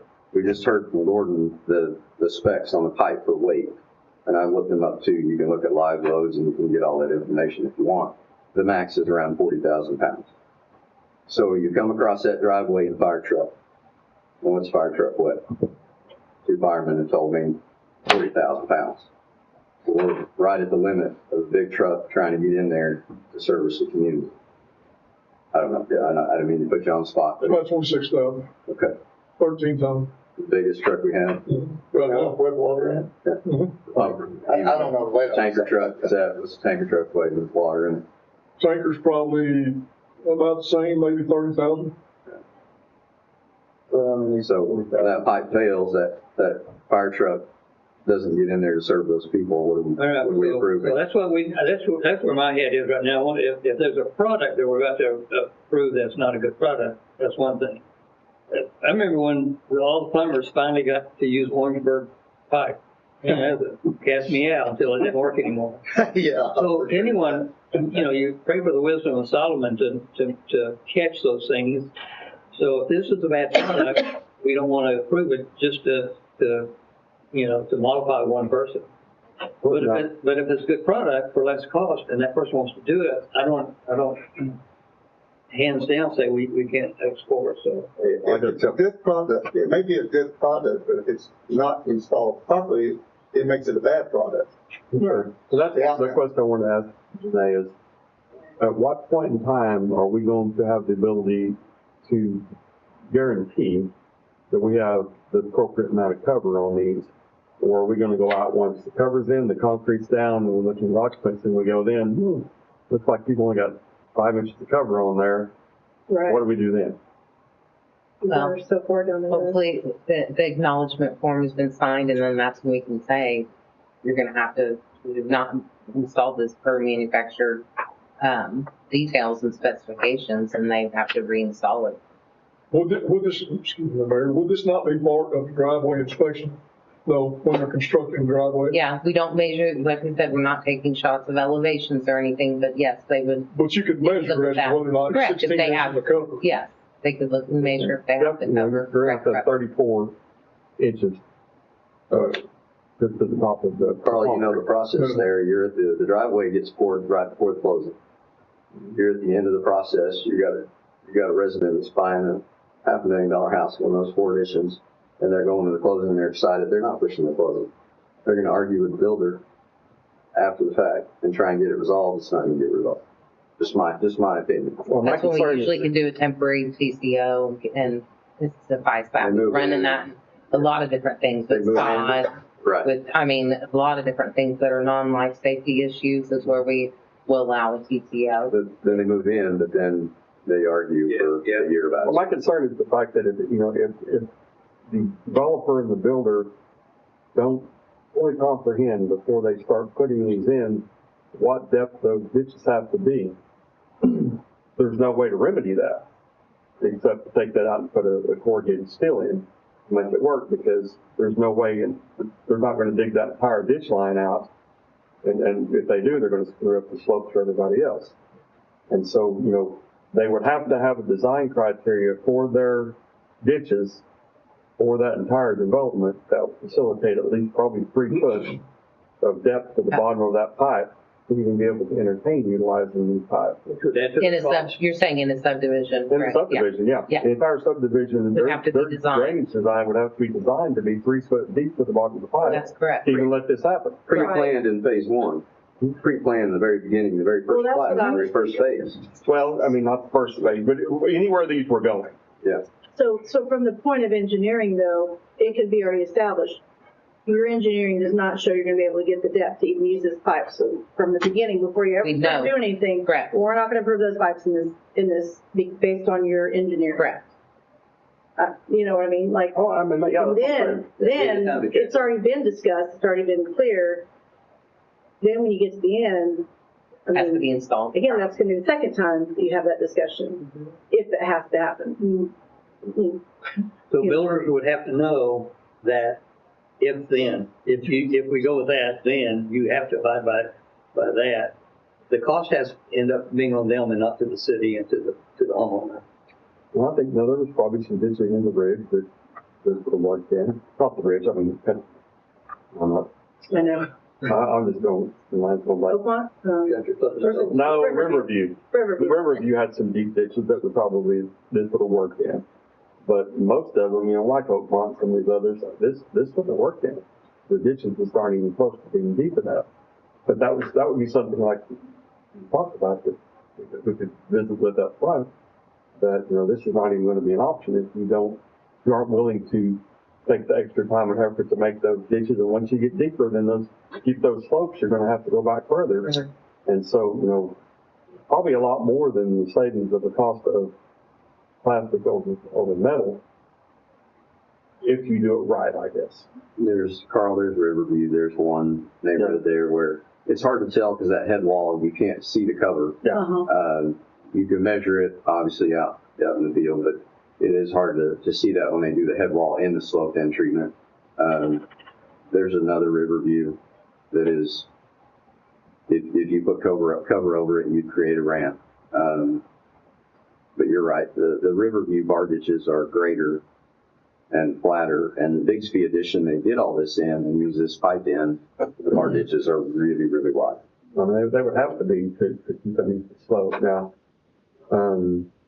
So I would like to take a little bit of public comment if there is any on this, and just see if there's got anybody that wants to throw their 2 cents in real quick before we delve off again. If I could throw one thing out before we go to public. One of the things that I was concerned with, and we didn't get really addressed to my satisfaction in our meeting, was just what you're talking about with our defined setback or easement and utility easement and setbacks and our ditch design. You can't fit this required ditch in that Right. I heard you, yeah. So if they're gonna use it, they're gonna have to come in with a plat that's got a variance in it. And if they're gonna have a variance in it, they can ask for the variance for the plastic pipe because we're doing this. So maybe we don't need to do this. We just need to let them know, you want to do that, bring it before us. So that was going to be my question. What's this going to do to our water line location? Right. With this and that? All right. All right, so we'll take the public comment if there is any. Please, state your name and address, for the record. Mark Woodard, 958 Vivian Circle, Newcastle. One thing that no one's really addressed is what this company's wanting to do. I'm a builder in Pachella, by the way. I live in Pachella. Been building out here since 1983. It's my 43rd year of being a home builder. What no one's addressed is the brick embankments they want to put on, like Todd's picture showed earlier in Bixby. Most everyone knows that brick mortar is not near as strong as concrete. That's what they're proposing. That's why they've already poured these footings underneath these. And then it is a cost issue. I've been building in Pachella since inception in 2017. I'm paying double for a 10 horn what they're paying. And, you know, and we're already halfway through phase 4 to keep it consistent and looking consistent throughout. To me, this needs to go throughout the addition. My email that I sent Janae on June 17th was concerning these tin horns that Executive Homes was using and that they didn't meet our city ordinance. She said she'd look into it and get back to me. She never got back to me, so I called her on Wednesday, June 25th, because I hadn't received anything, and I asked her, is this going to be allowed? And she goes, no, this does not meet our city ordinance, okay? That was on June 25th. Then I get an email from Janae that was started from Executive Homes on June 30th, but she responded to them on July the 2nd, but she couldn't respond to me within a week. Anyway, stating basically that this amendment will go to City Council, which it is tonight. So from my perspective, it does look like there was some backdoor shenanigans. I'm just telling you from a home builder that's been out here and doing this. But the cost factor is an issue when the homes that we're building right now are $500,000, $600,000 and whatnot. So that's, I don't know. If you have any questions for me, I'll be glad to answer them. But I originated this problem from June 17th. I wasn't in favor of it. And I was wanting to know if she was going to tell them that this wasn't allowed, because at that time there was probably 30 tin horns delivered out there. At this time, there's 15 lots that have a tin horn on it that are not installed. There's 5 lots that have tin horns on them that are installed with footings poured of what they're planning on doing. Are they planning to build in that same neighborhood, are you saying? Yes, I still have 2 more lots in there. Yeah. I mean, Executive Homes, are they? Oh, yeah, they have several lots in there. They've pretty much bought up everything in there. Okay. But as a home builder, there's 5 home builders in Pachella right now. Not one other home builder in Pachella has come to the City Planning Commission wanting this cheaper pipe. Thank you, sir. Any other public comment concerning this agenda item? All right. Kind of like we discussed, I'm not against the pipe if it were to be installed correctly, as the engineer's specifications require. But I think it's going to be very hard to ever get it done correctly with the required cover and the depth of the ditches and then the sloping back. And I have major concerns of how that's going to happen and to get it done right. To get that at the cover, that's a deep ditch. I'm not saying it can't be done. I'm just saying it's probably going to take a lot more money to create a drainage system to facilitate this than it would be to go with a little bit different pipe. That was just my thought. Well, I entertain suggestions for change and new products that come. I'm open to them. I think we ought to explore them. I appreciate the presentation, planning, and everything. In this case, I think there's enough concerns on my mind right now. I'm just not sure, and I'm just not convinced to make the change at this point in time,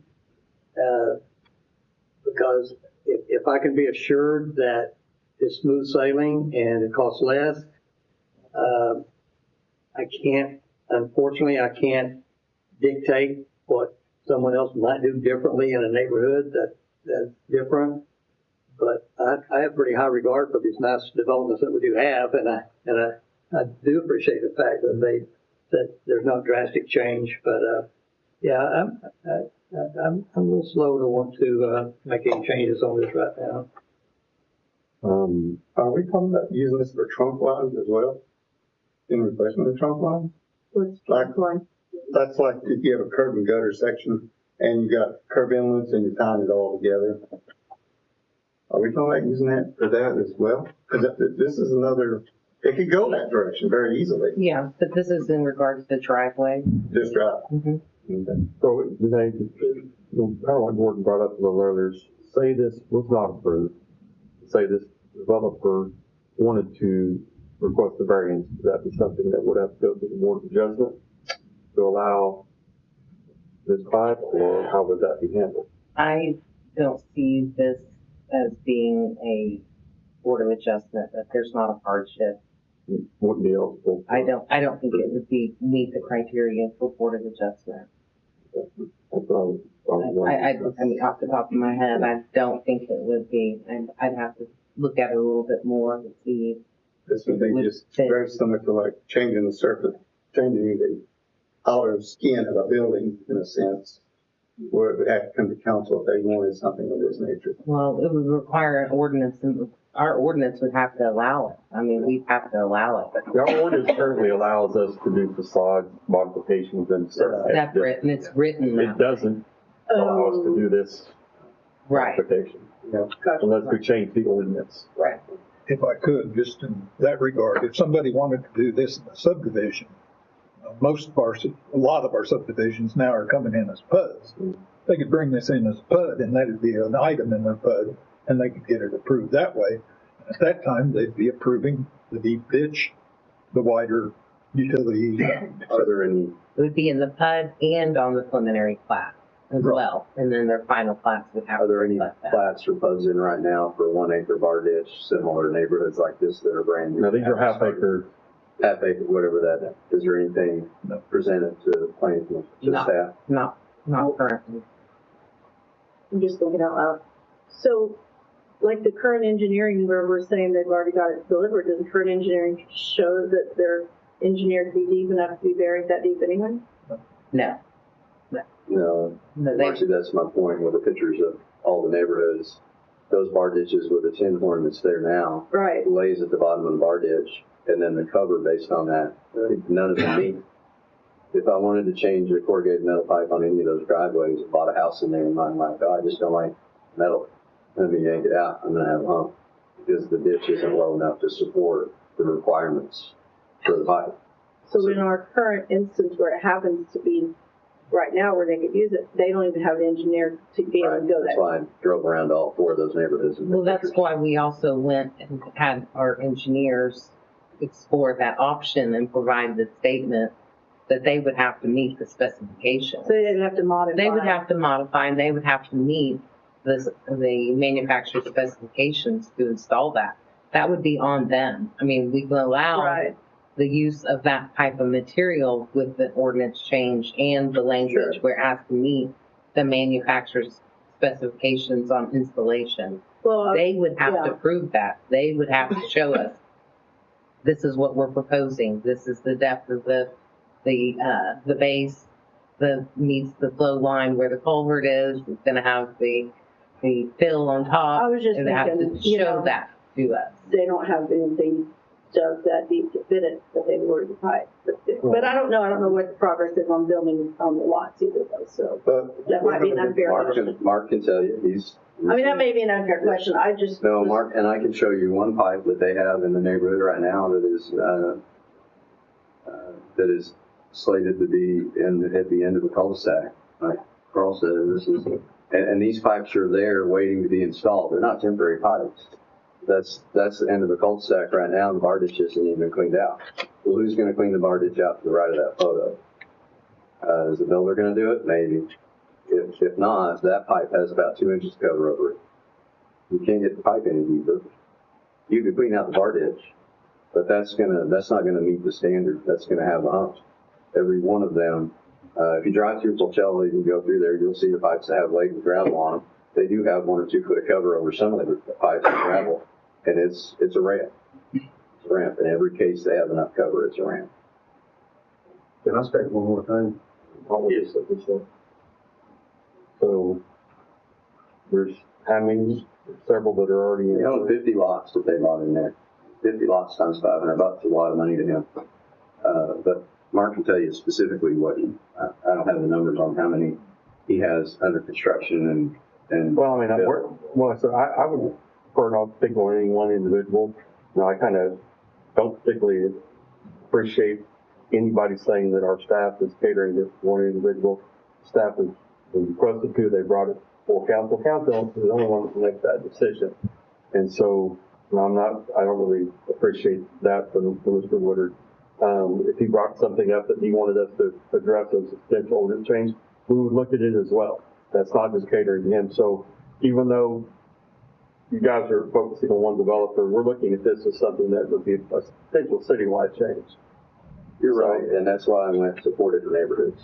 I made sure I didn't land in just the neighborhood that obviously they're starting in. There's no guarantee that Executive Homes doesn't buy 20 lots in the new section of Riverview once it gets platted, right? Or 5 more lots or 5 lots in Pagels, right? There's open lots all over. So I made sure I tried to find light neighborhoods, right? Just to your point. They don't care to be engineered. Because we didn't have this option, but say they came in and they said, we're going to do our own development. Yeah. And we're going to do the ditches deep enough, but we're going to be able to meet this 1 foot requirement. Why won't the city let us do this? Because now we're going to meet what the city's engineer says would be adequate for this to be properly installed. So, you know, I'm like you, I'm concerned with the existing development, but say they came in and they purpose designed a development for utilizing these. I don't know why you would, but if they were to choose to do that, you know, that's or not just them, any developer was to come in and say, you know, we're going to make sure that we have the drainage in place that would allow this to be done properly and according to engineering standards. That's the way I'm looking at. My concern is approving it now when we know we've got developments that weren't designed really for cover like this, but then precluding the potential for anybody to actually purpose design a development that would facilitate this. I don't know. That's you do have a mechanism that allows for that type of development, like Gordon said. Mm-hmm. You can create a neighborhood if this particular builder wanted to go buy 40 acres and do an entire development this way. They could turn in the PUD and the preliminary plat. They could get approved that way. This image I'm showing you is in Bixby, in that builder's hometown, and that's what they did. I didn't research and call planning department and community development in Bixby to ask if this had a PUD or if it was approved outside of, you know, an ordinance. But you could. There's a mechanism for that, just like Gordon said. And that probably makes more sense if somebody really wants to do that. And that would potentially limit the amount of misses that we potentially have, and then that's something we really didn't want. Mr. Warder, if you have another comment, please approach the podium. I didn't want to apologize for making that rule.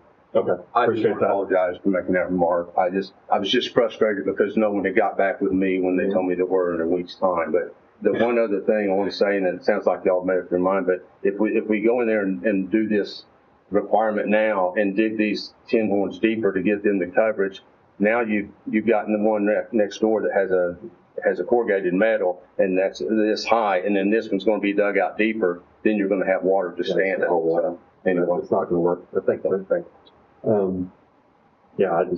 I think that sounds like we circle around and Todd and Gordon both said, you know, if somebody really feels the need that they want to utilize these and wants to ensure that we've got proper design, I think the PUD is the way that would allow them to do that, but yet not allow us to potentially have a miss of somebody coming in and putting these in existing drainage structures that really won't facilitate them being properly installed.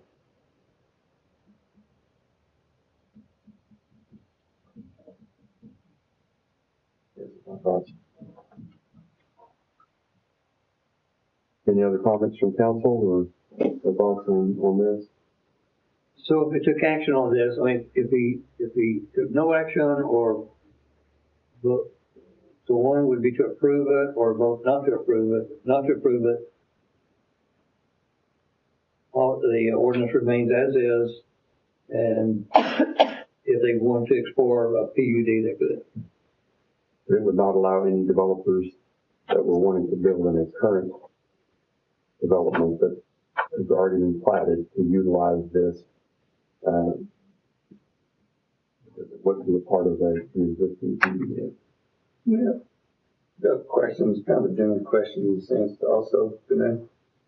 When we have a roadway built in a subdivision, are we run in an open section at that, like what which would require these? Are we taking are we coming 2 foot low beneath the subgrade? Or bottom of our ditch, or are we coming from the top of the asphalt or concrete? I'm talking about when they build the roadway. When they build the roadway itself, And are we in a bar ditch in community. a bar ditch community? Mm-hmm. Are we doing it 2 foot below the subgrade?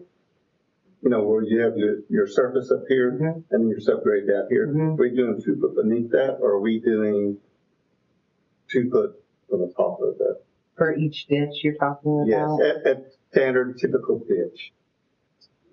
I would have to look at, I have to look at some examples to see on paving and drainage. And again, I'm the planner, I'm not the engineer. Right. And I have the street superintendent that also looks at Because I mean, plat that and plan helps set some of review. the pitch elevations and would bring up some of your concerns as well, Carl. Right, the standard is a 2 foot ditch, then I'm sure they're not gonna go and build it. Yeah. Yeah, and it depends on the topography of, I mean, on what Right, they exactly. have right now. I mean, I can't see it them- depends on exactly, you know, if you're in a hilly area or if you're Nobody's, somewhere flat, it's gonna be a lot different. Whatever the engineering yeah, requires. unless you have a special ditch, you're not gonna get 2 foot, typically you're not gonna be 2 foot deeper than what the typical ditch is. Our standard, street standard in the ditch Mm-hmm. is from street. Top street. Yeah. Oh, 2 foot? Well, they're gonna specify what it is, but we specify the slopes that they've got to use to get that. So that gets to how wide their utility easement's gotta be.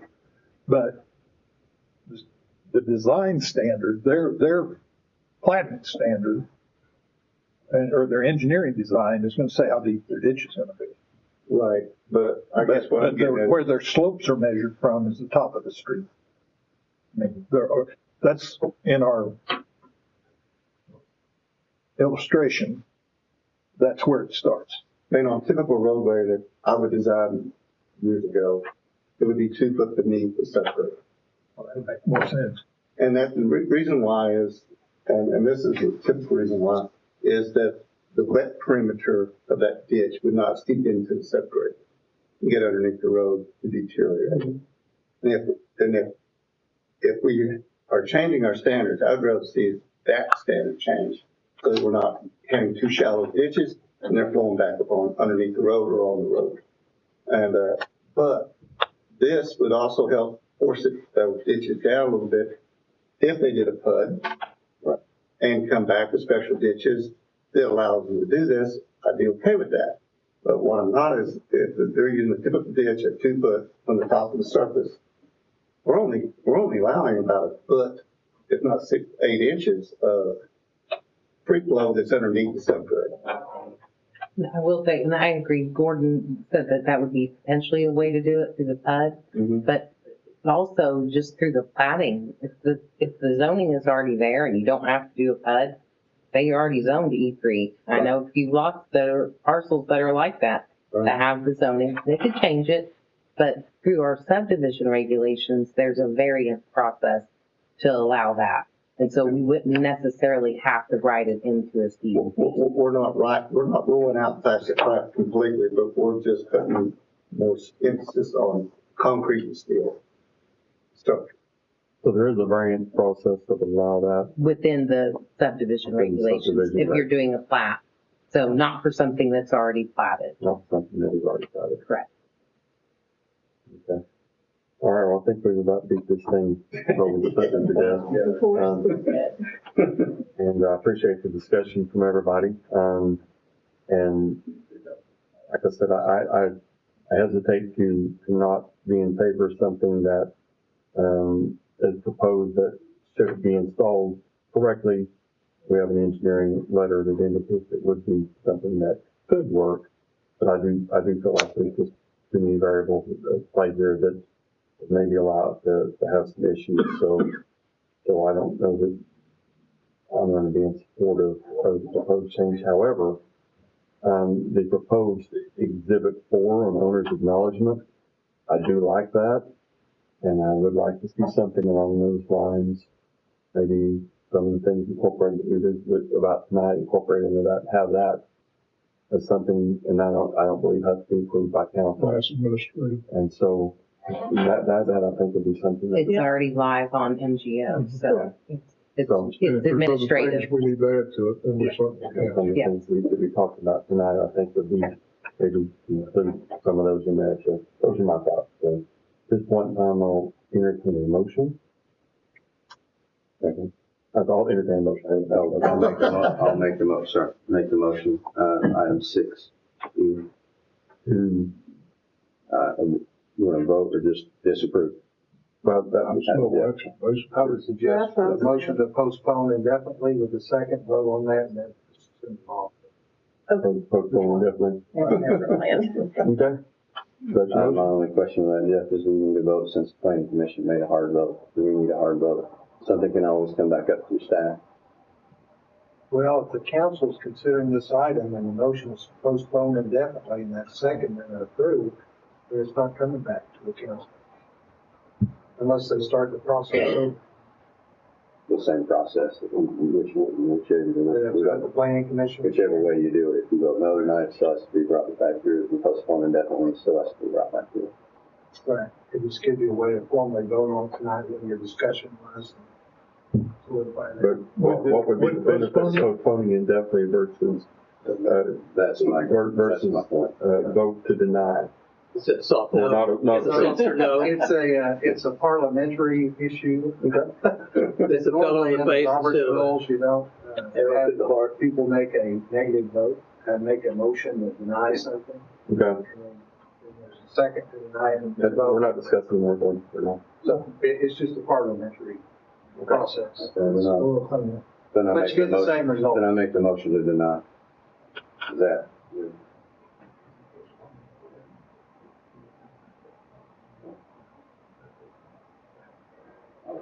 I'll allow that, just. Can I ask a question? Yes, please. So it's, and I have to look at, maybe Camille can help, but once we deny something or it's disapproved or indefinitely postponed, the same thing can't come back to council for 12 months. Is that correct? If it's denied. If it's denied. So if you postpone it indefinitely, say we go back when we do more research and we look at, you know, more in depth what other cities are doing, not just in driveway culverts, but overall, and we want to, you know, come up with a different amendment, would that affect it? I mean, us bringing it back within 12 months? I guess that, I'm asking. Jeff, are you saying it does not need to appear on the agenda indefinitely? It will No, take it from the agenda and then the will approval of reappear. postponing it definitely kills it. Okay. We won't come back on the city council agenda again. Unless there's a new proposal that goes to planning commission, and a new proposal will come through on. And any slight changes will be a proposal anyway, so if we deny this, we're just denying adopting this specific. So it's just a procedural issue, so if you want to make a motion to deny in a second, that's fine too, it will have the same result. It's just the language. I'm okay with that. I'll make the motion to deny. Second. Motion second for denial of item number 6E. Jean Reed? Yes, I agree, yes. Todd DeMeco? Yes. Mike Fullerton? Yes. Marcy White? Yes. Carl Nell? Good question, stuff. Well, I just have to the attorney's point there, what happens if you fail, if the motion to deny fails? Hypothetical. That's all I'm saying. All right, item number, I think with the discussion here, it's pretty clear what the council's intent is. I think. But that's exactly why you don't do negative motions. Because if it fails, that means it's approved. That's what. Oh, said that earlier. Yeah. Right. I the thought words just came to him. All right, item number 6F, discussion of possible action on adoption of emergency clause of ordinance number 1001, no action on agenda item. Item number 7, discussion of possible action on planning commission recommendation to approve deviation from facade requirements as described in the Newcastle Code of Ordinance, chapter 154, planning and zoning, section 154.101, exterior building materials and facade requirements, commercial and industrial zoning district for Artemis Power, thank you, Chris Sober, for the purpose of warehouse located at 3455 Del Rex Drive, continued from the July 14, 2025 City Council meeting.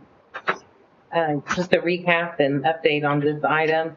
At the last city council meeting on July 14th, 2025, it was continued because we had not received all of the requirements to meet the building permit application. And because the buildings were already constructed, they were required to get a structural engineering report. We did receive the structural engineering report for the large warehouse building. And this was observation only. They did not do any deconstruction of the building to do any testing. But the Trek engineers said that the large building met observation, structural integrity. They signed off on that. The small portable building did not meet the requirement because the steel posts were not tied down or bolted into the concrete foundation. We have received building permit for the large building, have not received building permit for the small portable building. So we are missing still the building permit for the small portable building, as well as it's not properly constructed or tied down to the concrete. Does the business have a valid business license? They do not still have we won't give them the business license because they have not gone through the building permit process yet. So what is the recommendation? Continue this To again? continue this again to the next city council meeting. I will make a motion to continue item number 7 to our next regularly scheduled meeting. Motion second for continuance. Jean Reed? Yes. Todd DeMeco? Yes. Mike Fullerton? Yes. Marcy White? Yes. Carl Nell? Yes. Item number 8, discussion of possible action on adopting ordinance number 1002 regarding police department procedures for disposition of personal property held as evidence or otherwise coming into possession of the police. This is specifically to do with weapons. And the police department has about 25 guns that's been in their possession for some time. I'm sorry, my throat is getting really sore. I didn't do it. It's Ned's fault. Anyway. So Moore actually has an ordinance in place that deals with this. Gives the PD guidance and direction on how to dispose of these weapons, rather than just hanging on to them for years and years and years.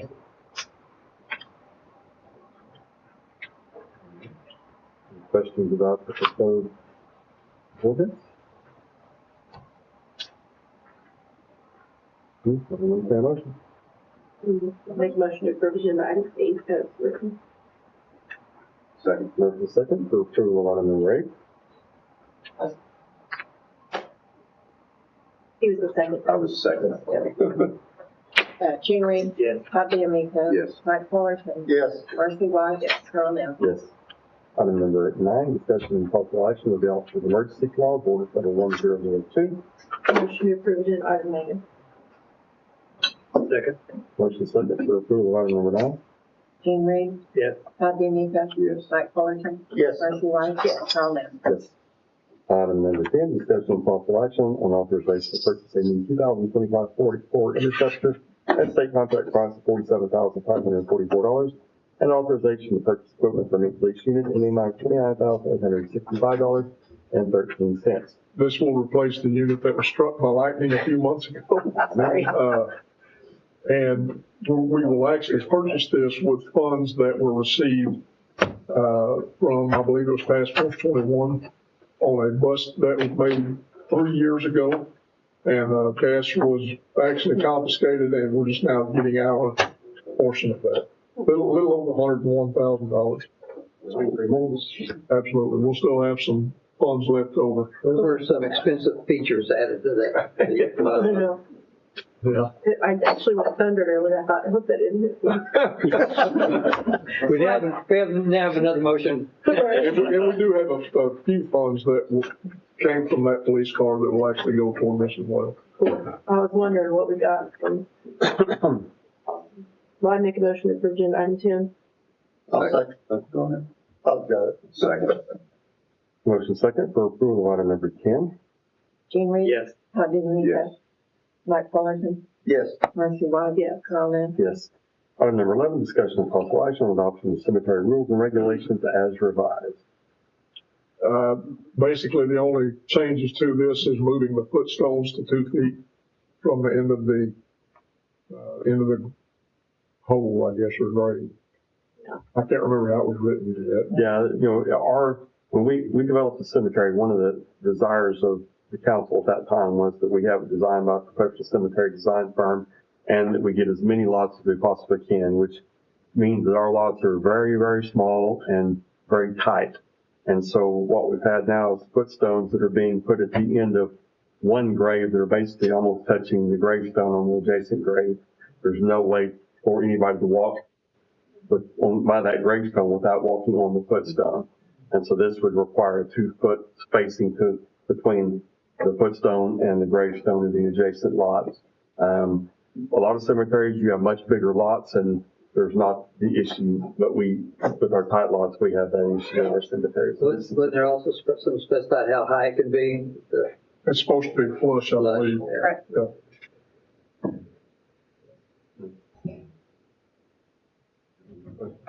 Entertain a motion to approve item 11 as written. Second. Motion second for approval of item number 11 is written. Jean Reed? Yes. Todd DeLuca? Yes. Mike Fullerton? Yes. Marcy White? Yes. Carl Lynn? Yes. Item number 12, city manager's comments. I don't have any comments, Mayor. What's going on? It's been a bit of time. Item number 13, council member comments. Only one. Get out and vote, Mark. Yeah. Vote. I'm not gonna tell you how to vote, though. Two different items, right? No, just Not one. just one. Just one. The next one will have to. September 9th is the Oh, other. that's what the county is September One 9th. quick softball to Kevin. That won't take much of his voice, but I know he's been working on a new booster station, and that easement has turned into some other things. Any progress on that? You want to just restate what we discussed, or is that still where it stands? Yeah, that's basically where it's at. We've got the booster pumps in for Rockwell and 130. Still working with the property owner who said at one point we could have some easement there, purchase some easement for those pumps. Now it is purchase 1 acre for $50,000. Well, we don't need an acre of ground. We need about a 25 by 25 pad is all we're running. So we're speaking with him, we're talking with him, trying to get that resolved. The problem is it is a family trust. It's not just one property owner. So we'll see what happens. Yeah, that's good that that's in progress. Councilor comments? I heard from the school yesterday or today. We have a new athletic director, and so he gets to hear all the needs of all the different coaches. But they were asking him again about would he ask if the city could do anything to help clean up or do a little repair to Lions Park on the tennis courts. Our tennis program, our school athletic program is just growing, and we have a fairly significant number of tennis players, they said. And so I said, well, I don't know if we have money to spend to do any repairs to it. They said because some needs some more concrete work, but also it's out there amongst the stickers. So I don't even know if it's a viable place. So I did let them know that we had expressed hope to build some tennis courts here, and but I told him I hadn't heard any updates recently. So I'm just conveying to the council that the school is still remarkably excited about the possibility. So if we can come up with the funds it's something that will benefit and the school will benefit from, so. Any other council member comments? Item number 14 is adjournment. Second. Motion second for adjournment. All in favor say aye. Aye. Any opposed? We are adjourned. Thank you, ladies and gentlemen.